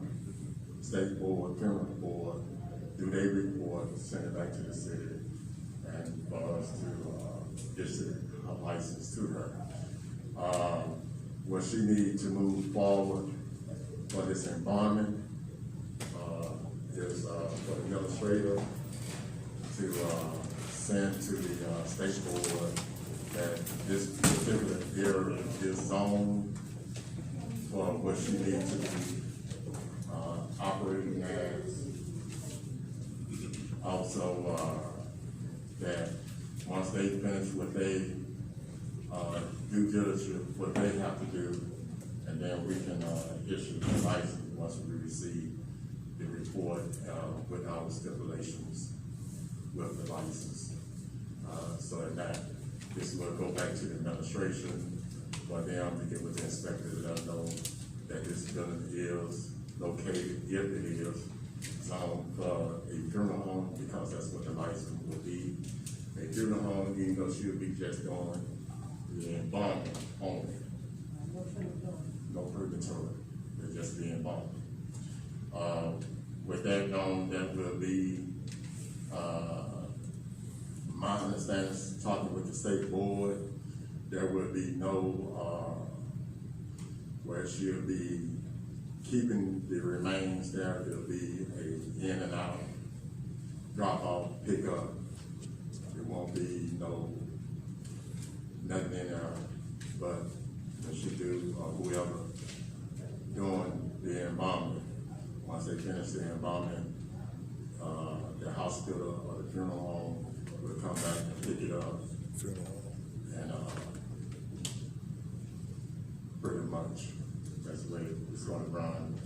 Also, the building, according to the board, that this is for the hospital and funeral home use only, not for individual. So there won't be no kind of traffic in and out of that location. So my recommendation is to send this to the administration so they can let them, the state know that if this location is zoned for a funeral home, and so she can apply, do what she needs to do with the state, and the state can send us the report so we can move this forward. Funeral director and embalming is two different things. Amendment, I suppose, to one thing. It's two that you different said, plans, you said not that two you would not different give license until the state. One of the, on the application for the state to do the inspection, this is the minutes, I can provide it to you, it's on their state website. It says the establishment must obtain current business license from the county or city of the municipality which the establishment is located, so I have to have a license from you first. Talk with the director from the state board, and he said as long as we let them know that the area is zoned, and we are agreeing to do the license, we will apply with them. You can do both licenses at the public apply for both licenses. But we would not release ours until they finish their report. So I can ask another question. So if they say that I have to have license, when I send you the application, both of them at the same time, then I have to come back again to get it to. No, they would send the report to back to the city. And then the city would review it, and then they would move forward. If it's something that need to come back before the council, they will let us know. But it should not be. Okay. So, that's gonna, if the administrator will move forward on that to get that to the, state. That ain't making no sense to me. I can get the name of the person you need to contact to get that information to them, to the administration. Would it make it easy for you to provide a step by step process you would provide For you all or for the state? Well, on that, she got, once the city say the building is zoned, once the inspector say the building is zoned, the location that she is inquiring is zoned. That man gonna make everybody go to sleep. Look. To have it on, not so much say the location in, but that area is a B1, whatever zone it needs to be for her to have that. They already said it's Environment in the established there because the funeral home right down the street. Funeral home, but she'll be just doing environment only. That's all it is. She would have a funeral home license. Okay, Mr. Payne.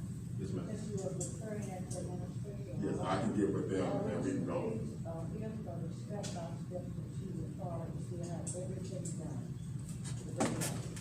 And Mr. McCall has that process and procedure, Councilwoman, if it will be at the pleasure of the council, we can draft this, kind of similar to how the city clerk does the action item, submit that to the administration, and we'd be more than happy to follow along too, so there's no miscommunication in the details that's been given. Yeah, I know it would be easier for her in order to go step by step, so she can have everything done.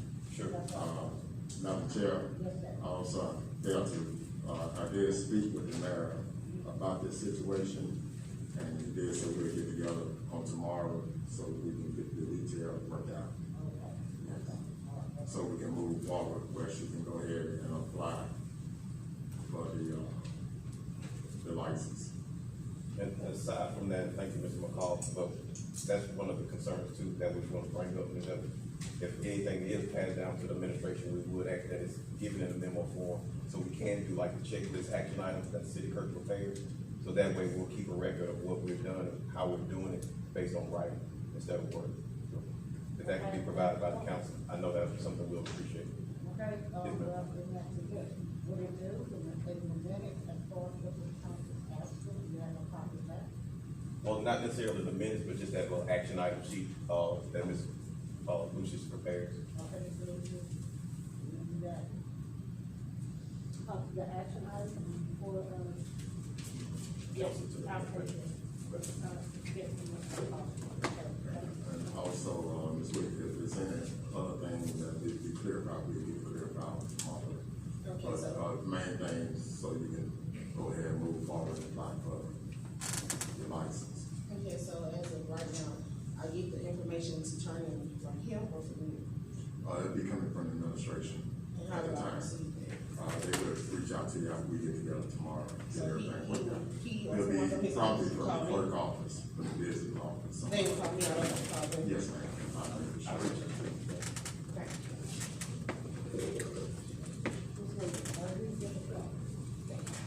Thank you. Yes, with a motion to, get with the administration so we can move forward with her application.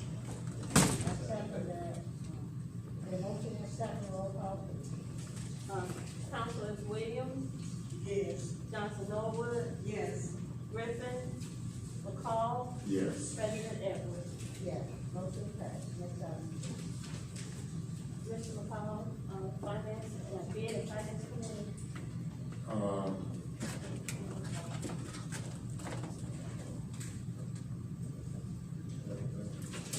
I don't have anything from the bid, just on Director, and Ms. Wilson, Marketing Insurance, and that concludes my report on both. Yes, ma'am. Yes, ma'am. Next item, please. Councilman Norwood, Zeta by Beta. Yes, this is a resolution that we already approved, and, it had some things to fall through. They originally wanted to do a family fun day at Renaissance Park on May 14th. But they are being forced to change that date to June 18th. The resolution was adopted on 4/28/2022, and we just need to bring it forward and set that change of date.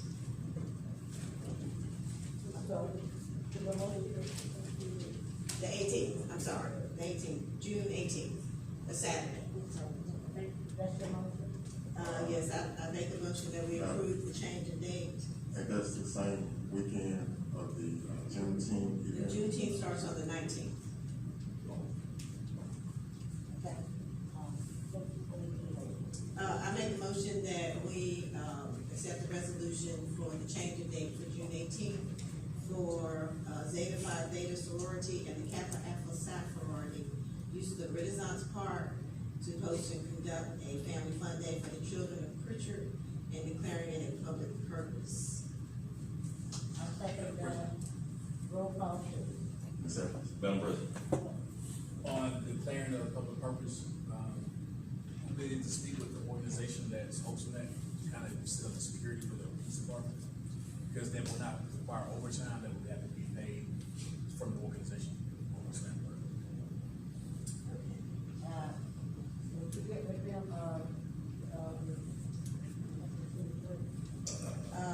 with them, and let them know that you come in, talk to administration, police department. Also, public works, the publication of barriers. We'll take care of the public works side, of it, more concerned with the public safety side. Okay.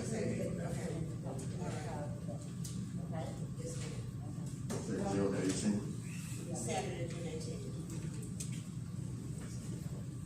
Okay, Oh, let's get to the water board. Councilman Williams, Yes. Johnson Norwood, Yes. Griffin, McCall, Yes. President Ed. yeah, motion passed. What's that time? Next item, please. Madam Chair, what's that time? It's not. Oh, it's 8:05. Councilman Eddie Williams, Ward Board, Statute Secretary, Attorney Harris.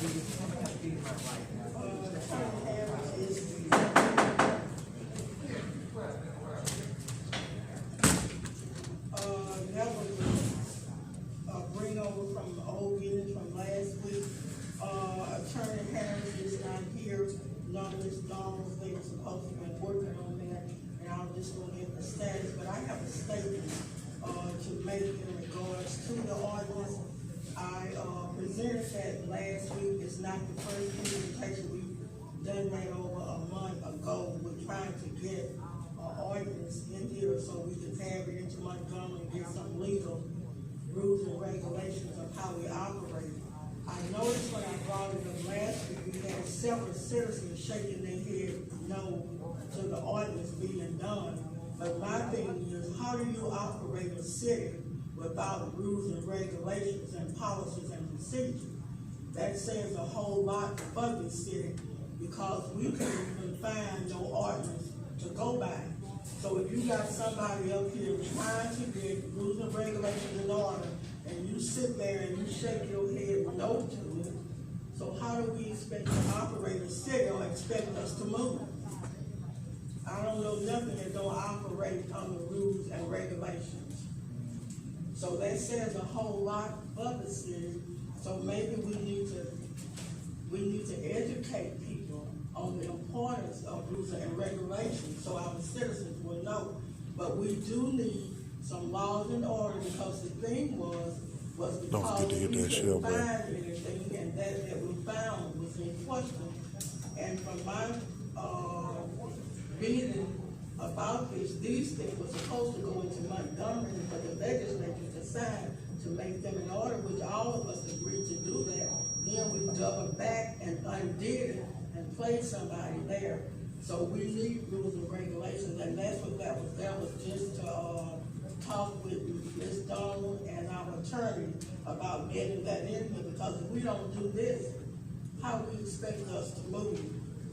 And the second one I had on that was the paper that the attorney requested as it related to the water board, because he needed to know all of that, so he could move with the, ordinance. But then I didn't know, I just wanted to know, have you received everything you needed?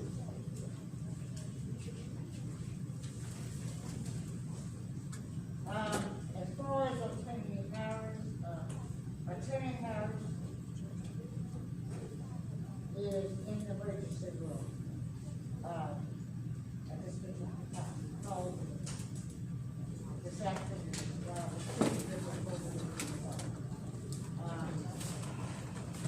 I think, and I'm trying to remember that you all I think that was stated, and you probably, Mr. Rodney, you can enlighten me.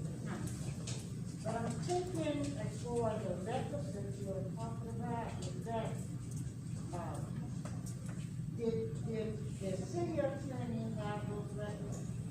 She did. She also provided for Mr. Harris. It was both court cases and in the designation.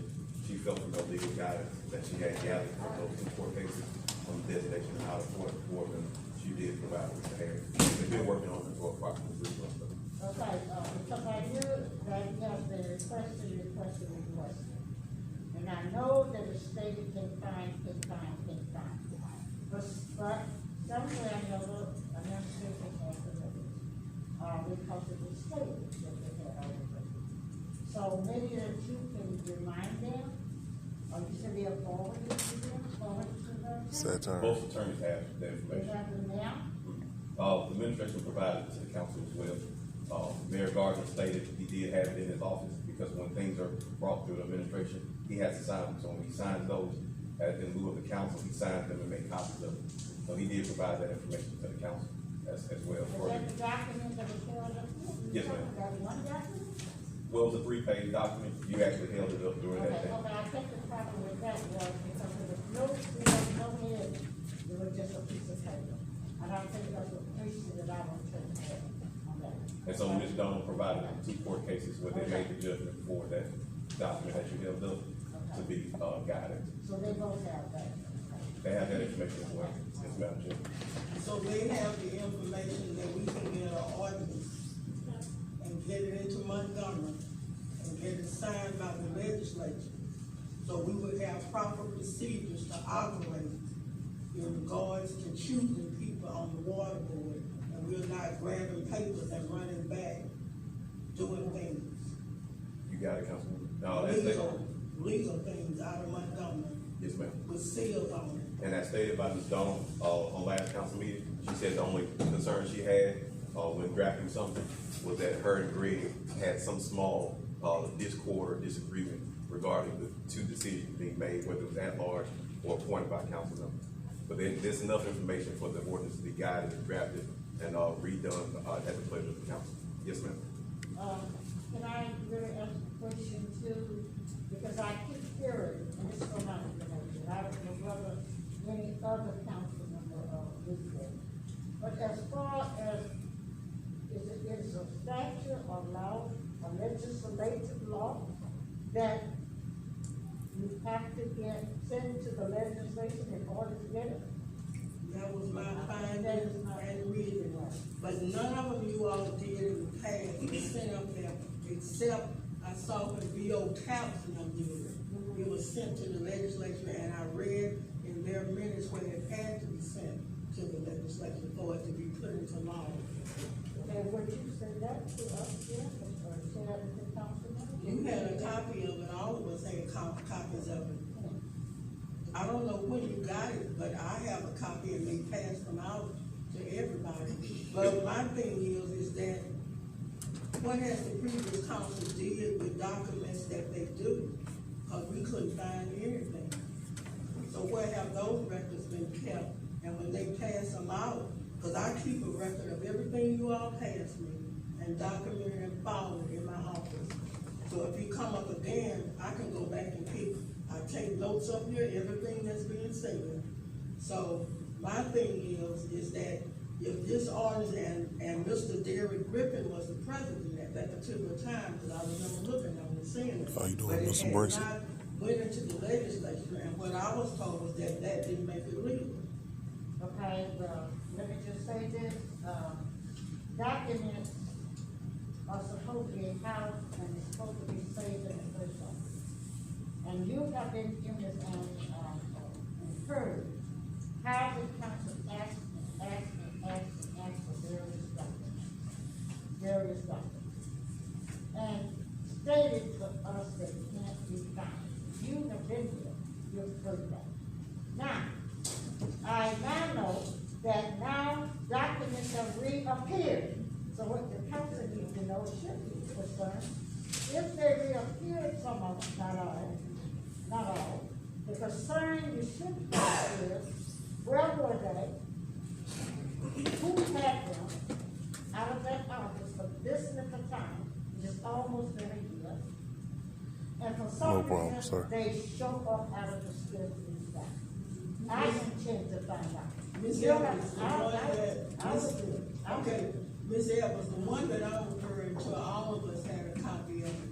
It wasn't, it was something that was Xerox, and all of us had copies of it. And I know you had it because it was passed out, and Mr. Griffin was the president at that particular time.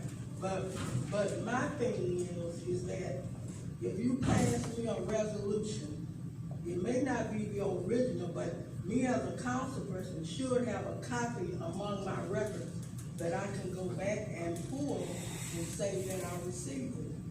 So I don't know about it, if it disappeared, to me, it was never put into Montgomery to be signed over. Okay, well, someone has to get that information that I don't say that. And as far as keeping all those records, I have a million copies at my house that I refer to. But if you have a city clerk's office, you are supposed to be able to get any document that the council has brought in. But no one is concerned about records disappearing. No one is concerned about records reappear. Been gone 5, 6, or 7 months. And as of this week, they are here out of the clear blue sky. The one is concerned about that. I am, and I will talk about it. Okay? But anyway, let us put, and you can, But I don't think it's the original. What I'm just saying, it was a copy, a Xerox copy. And I don't understand why the council previous proposals didn't have it up. That's what I'm saying. Even if it wasn't the original, you should have had one to pass it out the day of the meeting if they passed it out. I'll be back next week until I can hear from, Ms. Donald and Harris, because we need this ordinance into Montgomery, so we can have the proper procedure for selecting those people to the water board, and it could be done equally fair among this council, and one person don't select every member over there. And I'll be back next week, and I want that back on the agenda as old business. Yes, the same thing I sent you, both of them. And I don't have to send them in on this. Okay.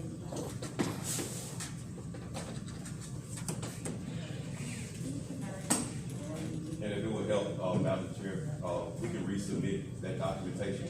But as Ms. Williams stated, the system of checks and balances provided by the council from that ordinance being drafted would have come from the council attorney, council members, then council members to the administration office. From the administration office, then very well being signed by the mayor and submitted to the clerk's office for proper record keeping. So on behalf of the administration, we do agree there was a system of checks and balances that should have been in place where all ordinances and resolutions were shared more than once upon council members, administration, and also attorneys. And then secondly, the paragraph you're referring to is on the second page where District 98, where Mr. Bracy represents us, should have been approved in Montgomery, but it states that in the second paragraph on that second page of that document that you held up, that we're more than willing to resubmit to the council for review. Well, please resubmit, not just the one that, to resubmit the, attorney Howard. Okay? Because it really, you know, I'm sitting up here on this council, but when you don't have no rules and regulations, that disturbs me. And when I can see my citizens, and different citizens out there saying no to a law being put in place for your city to be operated properly. Well, I'm not gonna say this. You don't have to say, I said, I'm saying, that disturbs me. Well, you did not allow me to finish what I said on the, next item, go on with the. The next item was for, Attorney Harris to address the food truck ordinance. Yes, you received, you got a copy. You received, as I stated before, the food cart order of the, okay, it was sent out at one time it was done. This is a package, and you just got it because you got worked on it till up to the last minute. Attorney has what you're supposed to be given, and after education, as I state, it is an emergency law. Which is just, what we would like for you to do, because I heard, I think Mr. Clements, that you stated that, the Juneteenth, so what day? Well, the series of dates, Beginning. 17th, 19th. Therefore, again, I have said it before. The food, if you notice, it says the orders to establish regulation for mobile food vehicles and push carts in the city of Alabama. I am asking the council, would they please peruse this document? And if we have any recommendations, please get it to us in a timely fashion. But howsoever and howsoever, it will be on the council agenda to be put up for vote. And if recommendations come following, if it pass, then it will be on there. And therefore, this is going to be a meeting. Your request. Thank you, Council. Thank you.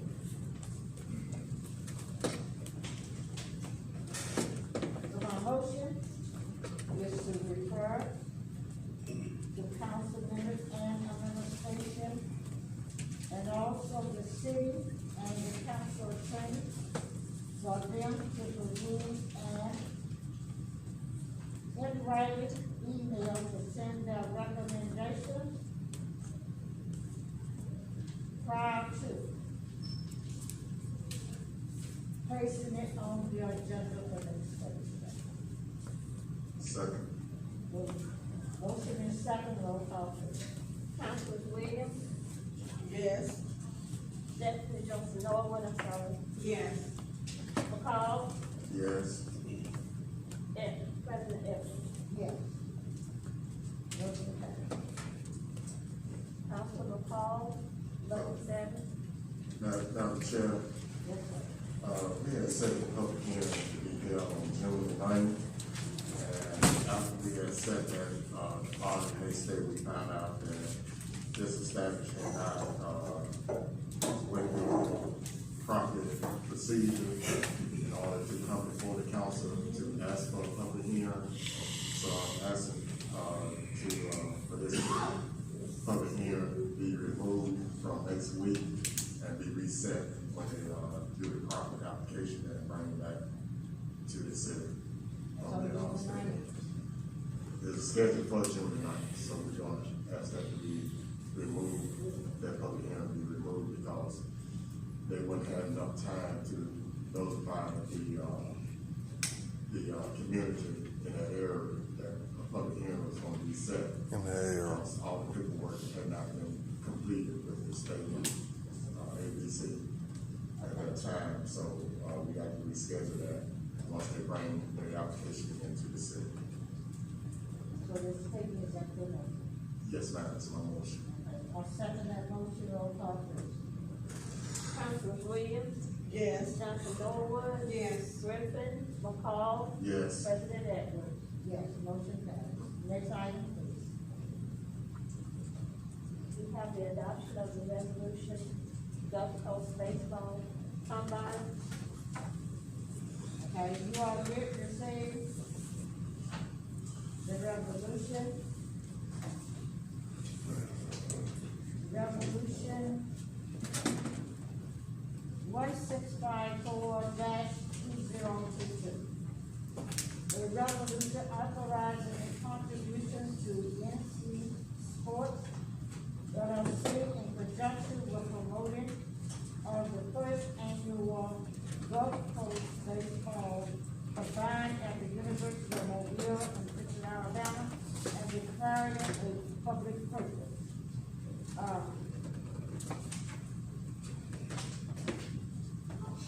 Ms. Lucia, because the citizens don't have it, would you read that, please? And prior to her reading this, the gentleman is asking for support as far as money is concerned. And if you look on the second page, you will see what I've done was put it according to districts,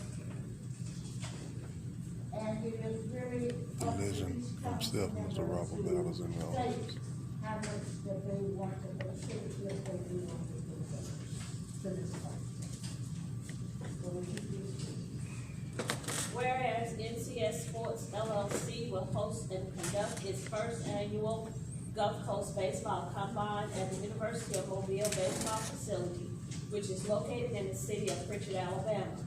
Whereas the purpose of said combine is to help young collegiate seniors who want to play professional baseball a chance to be seen in front of different major league scouts and independent league scouts. Whereas the city council of the city of Pritchard finds and determines that exposing young men in the city of Pritchard to a combine of a sort being put on by the NCS Sports LLC could provide hope and inspiration to young men in the city of Pritchard to pursue baseball or other sports-related careers. Whereas the city council of the city of Pritchard further finds and determines that exposing young men in the city of Pritchard to a combine of the sort to be put on by the NCS Sports LLC could also help to inspire young men in the city of Pritchard to avoid the pitfalls of crime, illicit drugs, and alcohol, and to inspire them towards other rewarding careers and wholesome living. And whereas the governing body of the city of Pritchard finds and determines that the promotion of athletic or other wholesome careers promoting sportsmanship, physical education, and personal discipline among the youth of the city of Pritchard has as its objective the promotion of the public health, safety, morals, security, prosperity, contentment, and the general welfare of the community, and as such serves a public purpose. Now therefore be it resolved by the City Council of the City of Pritchard, Alabama as follows. The City Council of the City of Pritchard, Alabama adopts the above and foregoing findings as though fully The set city out of Saraland is gonna that in benefit the order most from that assist ordinance, NCS because Sports with that LLC put on event and going host on its at first annual Mobile Gulf Coast College, Baseball Combine University of at the Mobile, University of Mobile. people will be going to There is hereby Saraland to appropriated eat, from buy discretionary gas and fund line everything. item in the current general fund budget of the city of Pritchard, Alabama. The total additional sum of blank as follows. District 1, discretionary funds. And it goes on, and the last board is members that on this the- resolution shall become effective immediately upon its adoption. Mr. Jones just left. Now Ms. Dawn is getting ready to leave.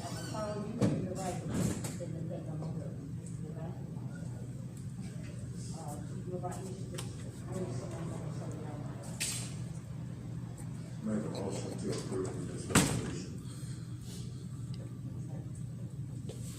And, council I gotta get out of here.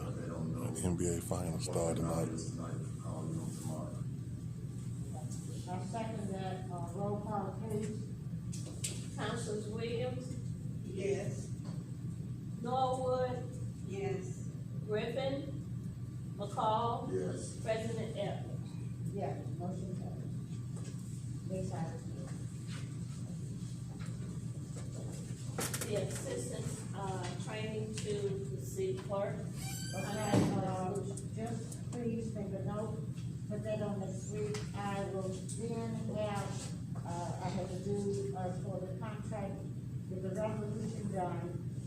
Oh, and I am just about through with that, I will have that on next week. In order to put it on the agenda, when it comes to the vote of the board. Okay? New business,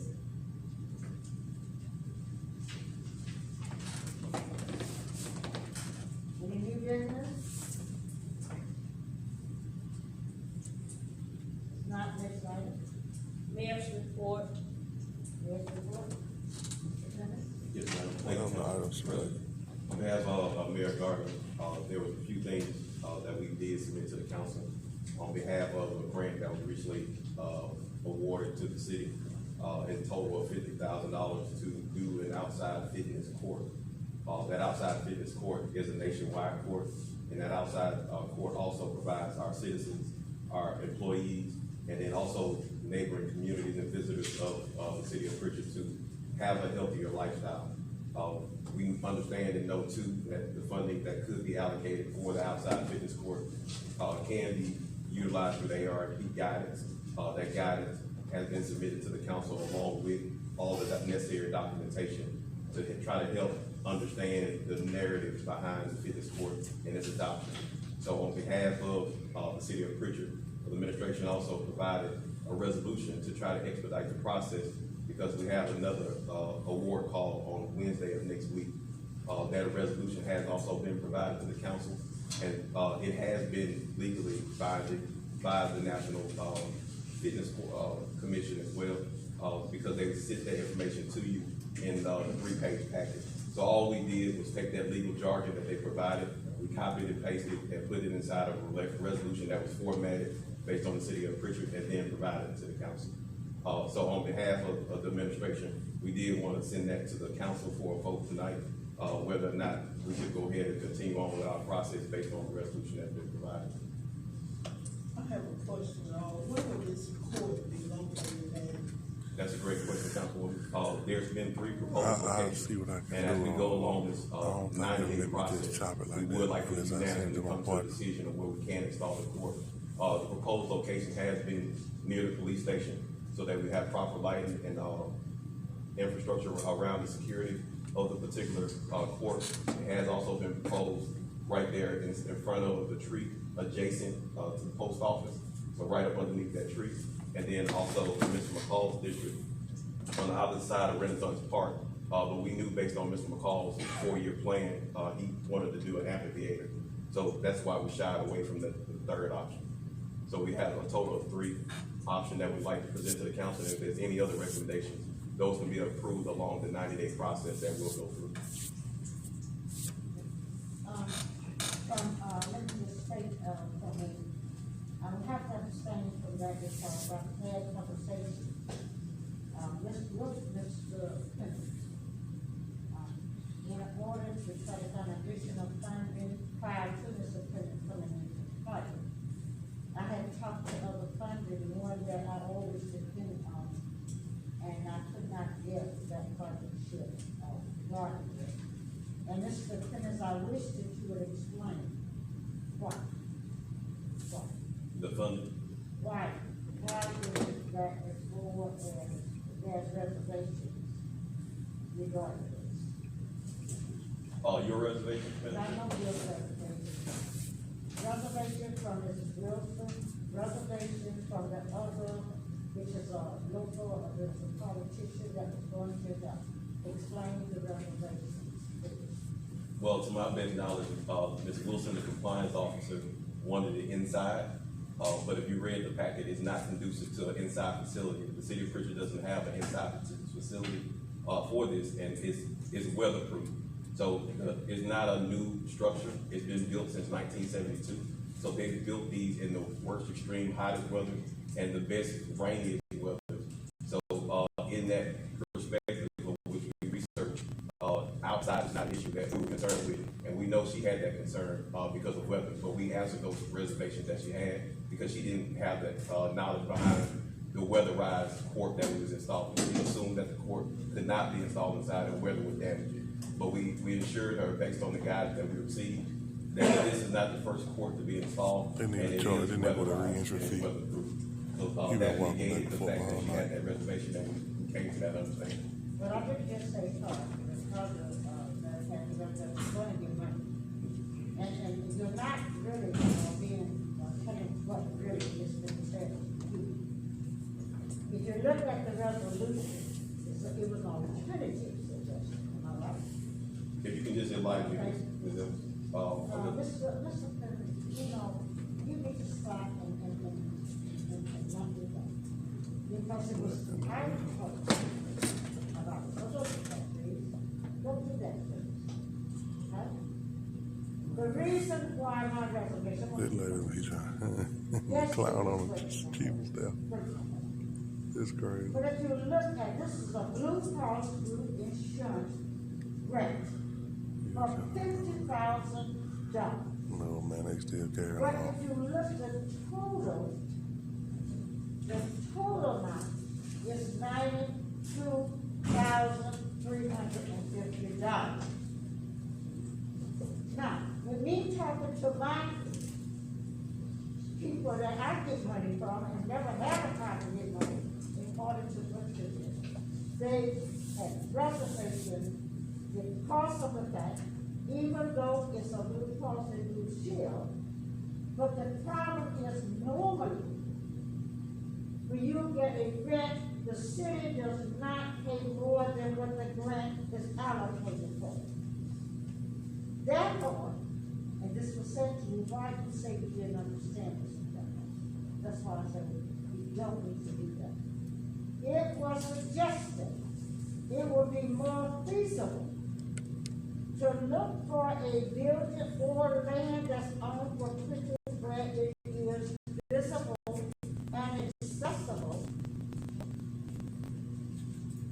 by a prefabricated building, get the slab done, and also even with the inner workings of putting in water and so forth, it still would have been money left for equipment for the employees to be able to go and get something, relieve themselves of some of the stress, but also it could be revenue making, because it could be not only offered as for the employees, Yeah, man, it's every week. but But also the citizens most time it be on right now, though. will be able to utilize it in order for them to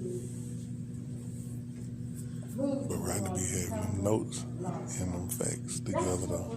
Watch, he probably finna fight right back. See, watch. Only thing I'm asking you to do, tell the council people what is the truth and their options. It's the only thing that I'm asking you to do. So, with that said, Mr.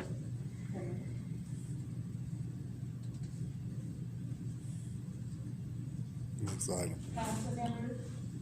I have a question. Yeah, I was done either, Madam Chair. How would it be revenue making? Thank you again for the question that's to be answered, but to address the concern that you had. Because of the fact that the revenue needs to support this health and safety financial and other programs. So say, for example, the boys and Not only girls. that, Mrs. Williams, it will be the city of. Well, I'll be damn, the chief of staff can't even talk. The city of Pritchard. Only. And that because it is land, and it's plenty land, accessible, is right over here by Lansing, the city on the property. Prefabricated building to be sat on there, and then to even do the other part to make it ready. Cause I was under the impression it was the outdoors, I'm just. It is, Ms. thinking Williams. about And when that- we went over to, the park in Mobile, they had an outdoor, fitness center in their parks, and that's what I'm looking at. It wasn't indoors, it was outdoors, and I'm just looking at this, but I'm looking at all the people here, the pictures I see, the people are outdoors. So I was just wondering how will we make money off of it? But That was just my question. With my previous report, every building, I've stated as far as the cost $92,000 that you were talking about. I stated, yes, it can. Also, I did Oh, yeah, I not forgot state you did serve on the council with her. It will be utilized really according to what. Secondly, the upkeep. We can't even keep Lord, sometimes I be saying I'm glad I didn't make it to that council, because I probably would sure enough been great. Then how are we gonna keep a building? But I'm just making a statement. Gotta go to paperwork. What I told heard them y'all, say there it was is. fitness court outside. I've seen it Thank you, outside. DI, for keeping your Now seat. they're into a building. So I'm just, you said we can't even fix potholes, but how will we maintain a building? Okay. And are there any stipulation with this? Do this have to be outside? It's proposed that it be outside. This, like I said again, the NFC, I'm sorry, Madam Chair, if I could finish answering that question. The NFC has been around since 1972, and my greatest concern with Council, Ms. Edwards, is that I presume that we're digesting this information appropriately, but this facility is proposed to be outside for multiple reasons. It's to create a healthier outdoor living, and not only healthy outdoor living, it's given in the time of the national virus that we're facing, which is COVID-19. So they're promoting a healthy lifestyle outside, and the organization that you're referring to, i.e. the Boys and Girls Club, could pay the city to utilize the facility. Mr. Rudy set up a call today to answer those questions, and he did state that the facility can be rented out, but they want to promote it overall for a healthy, free lifestyle. So people that can't afford it, they're not interested in necessarily charging them, but when an organization block it off for 2 hours, they can pay a nominal fee that help the city generate revenue. And to answer the additional question for the maintenance of the park, if we read the maintenance guide that was also provided, the maintenance guide tell you annually the worst case scenario from the research they've done since 1972 has been $500 a year. $500 a year to pay an outside company to simply pressure wash or to pick up the debris that was left behind. And that's something that can be coordinated and scheduled from outside volunteer organization, nonprofit, or it's done by the city. So the maintenance is non-existent to the extent of being able to pressure wash it and blow it. That's what we do on Wilson Avenue. So it's not an issue for us to maintain a fitness facility that's outside that we only have to clean up the debris and pressure wash it once a year. Well, Madam President, may I say something? When we went on our tour, they have like these fit locks, a lot of them in Mobile. And that was one of the things that their Parks and Recreation Director, that we could easily do. Have you all thought about putting it on a walking trail? We've considered other options too. Pritchard Stadium was proposed to the Housing Authority, and there's also participation from, considerably from the Housing Authority, to also participate. But they suggested a walking trail where we was concerned with damage. We considered District 2 right there by Pritchard Stadium, and then we talked about inside Pritchard Stadium. So there was also some other consideration for placing this, just similar, like you mentioned, to what they have in Mobile. But we wanted to place closer to our police station so that we can have a better view of it, have it somewhere close to City Hall, the Housing Authority, and the water, so we can have a mutual aid agreement where we all share that one safe facility, which helps with the maintenance as well, because we can assign maintenance to other venues and other departments, and then also collaborative effort amongst the other departments that we have in the city. Is there a deadline date for adopting this, or do we have time to get together? We have to Wednesday, so we could call a special call meeting to try to figure out some more kinks. But Wednesday is the next acceptance call that we have for the adoption of this resolution. So we was hoping that we would get that resolution adopted prior to our call on Wednesday. However fast you talk, you That's the only thing I did not feel, you pretended you didn't know what I was talking about. And I talked to you this afternoon, earlier today. You have been talked to as far as the grant project director. Okay? And once I had in the political arena to give money, I talked to them. The only thing, Mr. Clemens, I asked you to do, I asked you to give the whole truth. The whole truth. That's all I Guy asked. ain't gonna come on. Don't give the council, which was not Where is on Spring? the part of the truth. And then you'll ask, please explain the other, you don't know what I'm talking about. And you did. You assume that I know exactly, but there's 10 people a day talking to me about one issue, so that's why I asked you to elaborate on which one you were referring to. But I'm more than transparent, if you allow me, but I'm more than transparent to answer any question that you had. Like you said, the building was one, we said it's an outdoor facility. The funding was your next concern. You said there was never an opportunity where there's been more funding than that allocated. Now, it doesn't all have to come from the city. My assumption is that we're all. That's good, that's good. It doesn't have to all come from the city. Thank you. I'm almost done. Thank you, Mr. Dennis. But the allocation of funding. Thank you, Mr. Dennis. Thank you, Ms. Everything I asked you to do, explain so they can make an intelligent, informed decision, tell them the whole story. Great plan. Now, you all now is up for a motion. Have you told the whole story? Because I would like to know what did you leave out? I'm talking about just cut the man off, won't let the man explain. You ask for the whole story and then won't even listen. That ain't right. That just ain't right. I'm not going there with you. I stand. Ms. Evans, Man, he's supposed to be fair about this You stuff. are one council member on this thing, and your job is to, regulate this meeting. I have a question to ask. Have Mr. Clemens told us Just stay the cutting, bro. whole story? You keep saying he didn't tell the whole story, so I wanna know what he. Yeah, let him left tell the out, whole story. So I don't know how to vote. Now, what else did he leave out?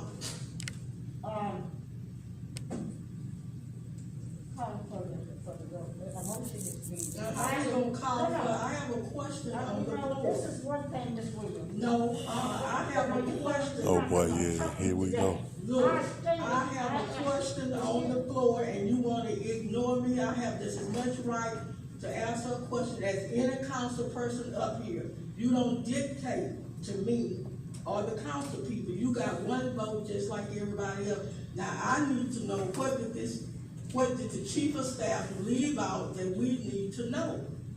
Or do you know what he left out? I explained to what's wrong with you. I stated what was stated to him by the packet manager. I explained what the conversation that we had together just this afternoon.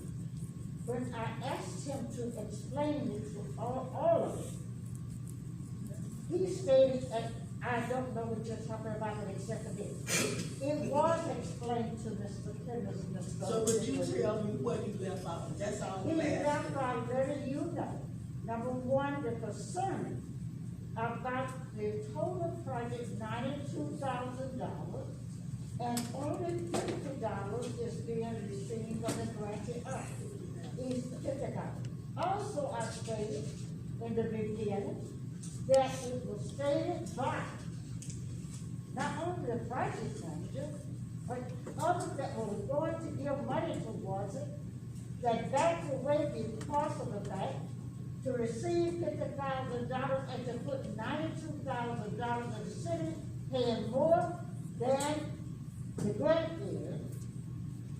Money could not be done for the people that was going to get it. That was not said that Ms. Williams in my first speech that I started off. That did not still change.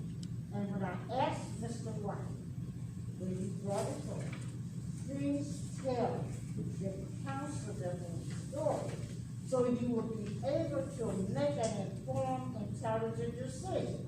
That's what I asked. Then if you listen, Mr.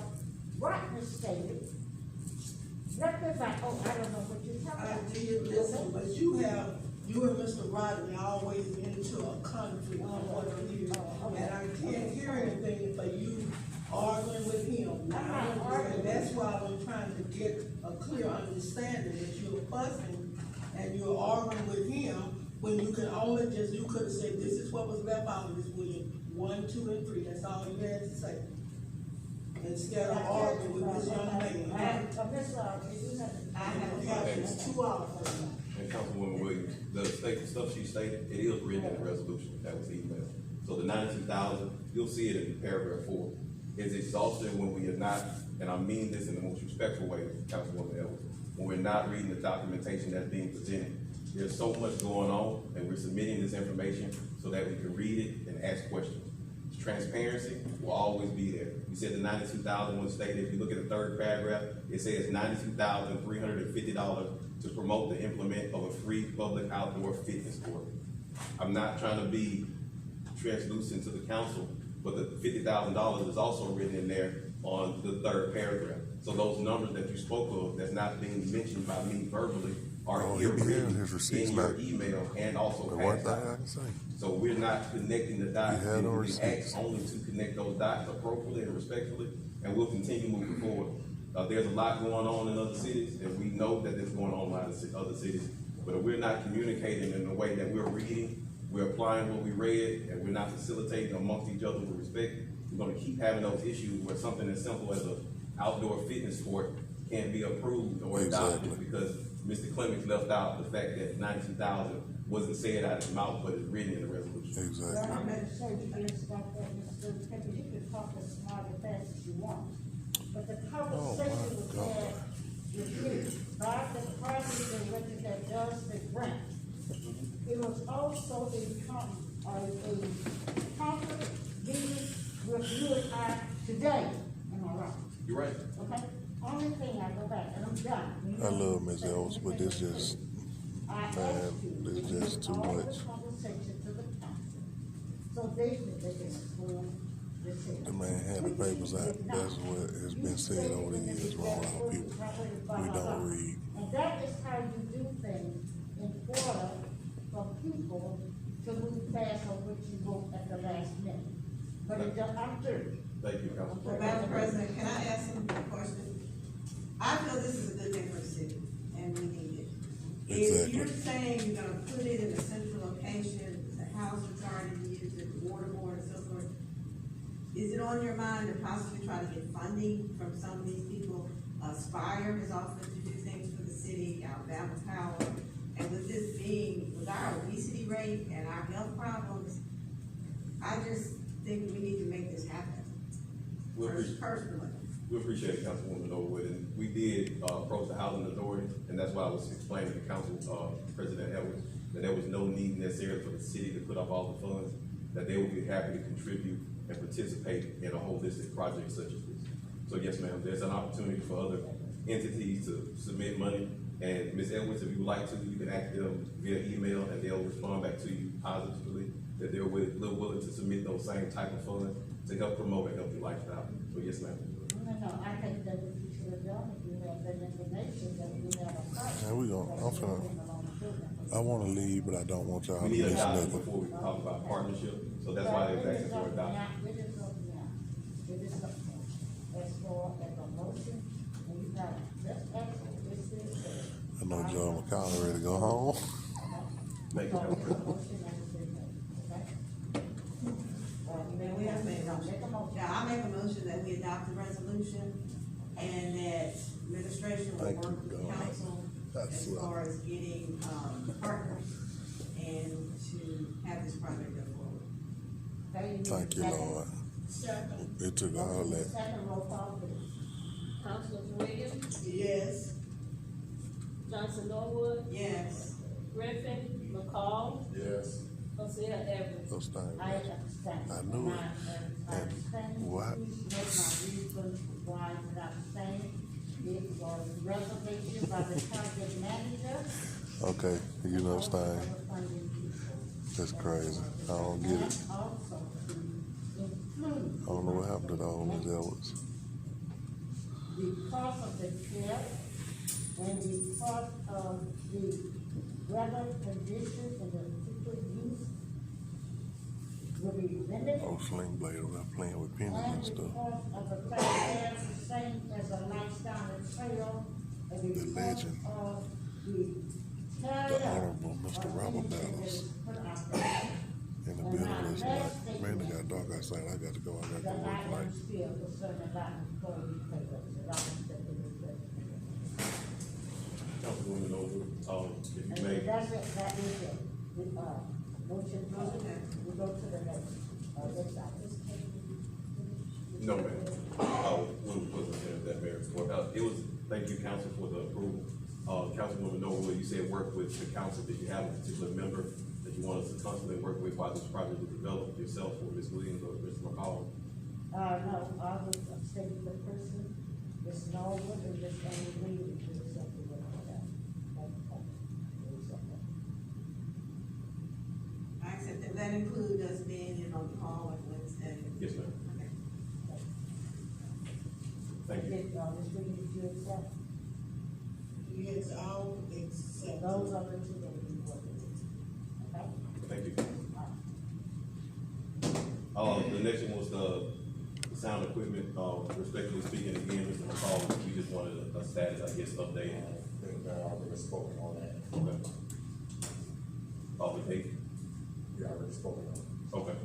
And then additionally, the communication that's stated before earlier, through memorandum would be appreciated, through an action item list, so we can consistently report back to the council of the This things is crazy. Like completed. folks in Mobile don't address their chief And of staff the way these folks in here do their chief of staff.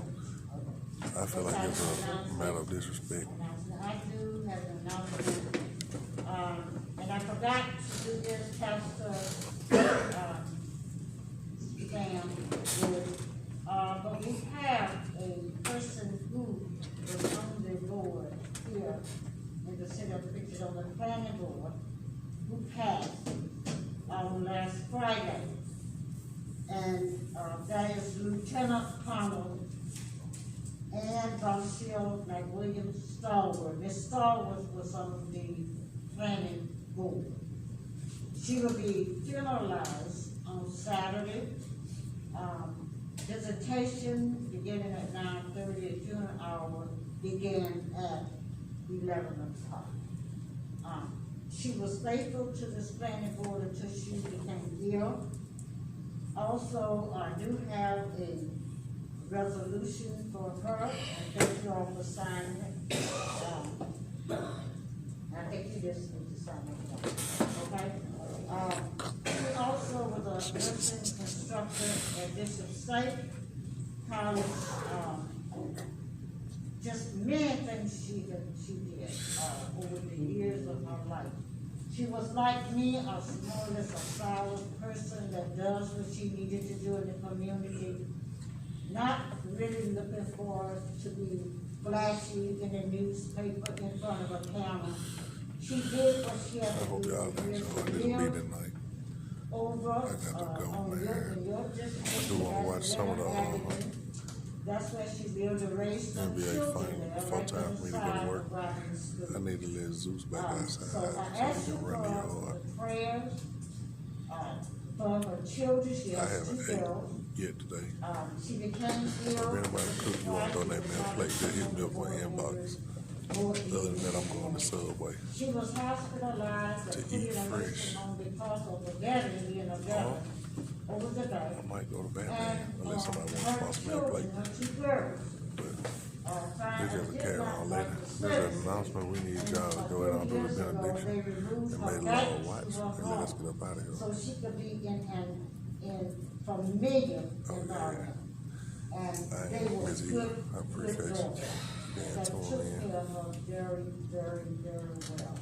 So ask you for your prayers. But, Madam President, if I could say something on this Stallworth, I would love to say that she was a strong nurse and she organized the Chi Edify chapter here in Mobile. And That's that pretty chapter much it. go all the It's way gonna back be to y'all take 45 hours, 1935. so at Pritchard Council meeting tonight, She unless some organized the fireworks year explode after they do the benediction. Anyway, y'all, thank y'all for being tuned in. If anyone did bless the cash out, I appreciate you, and I thank you. Elders have said, Good night. say enough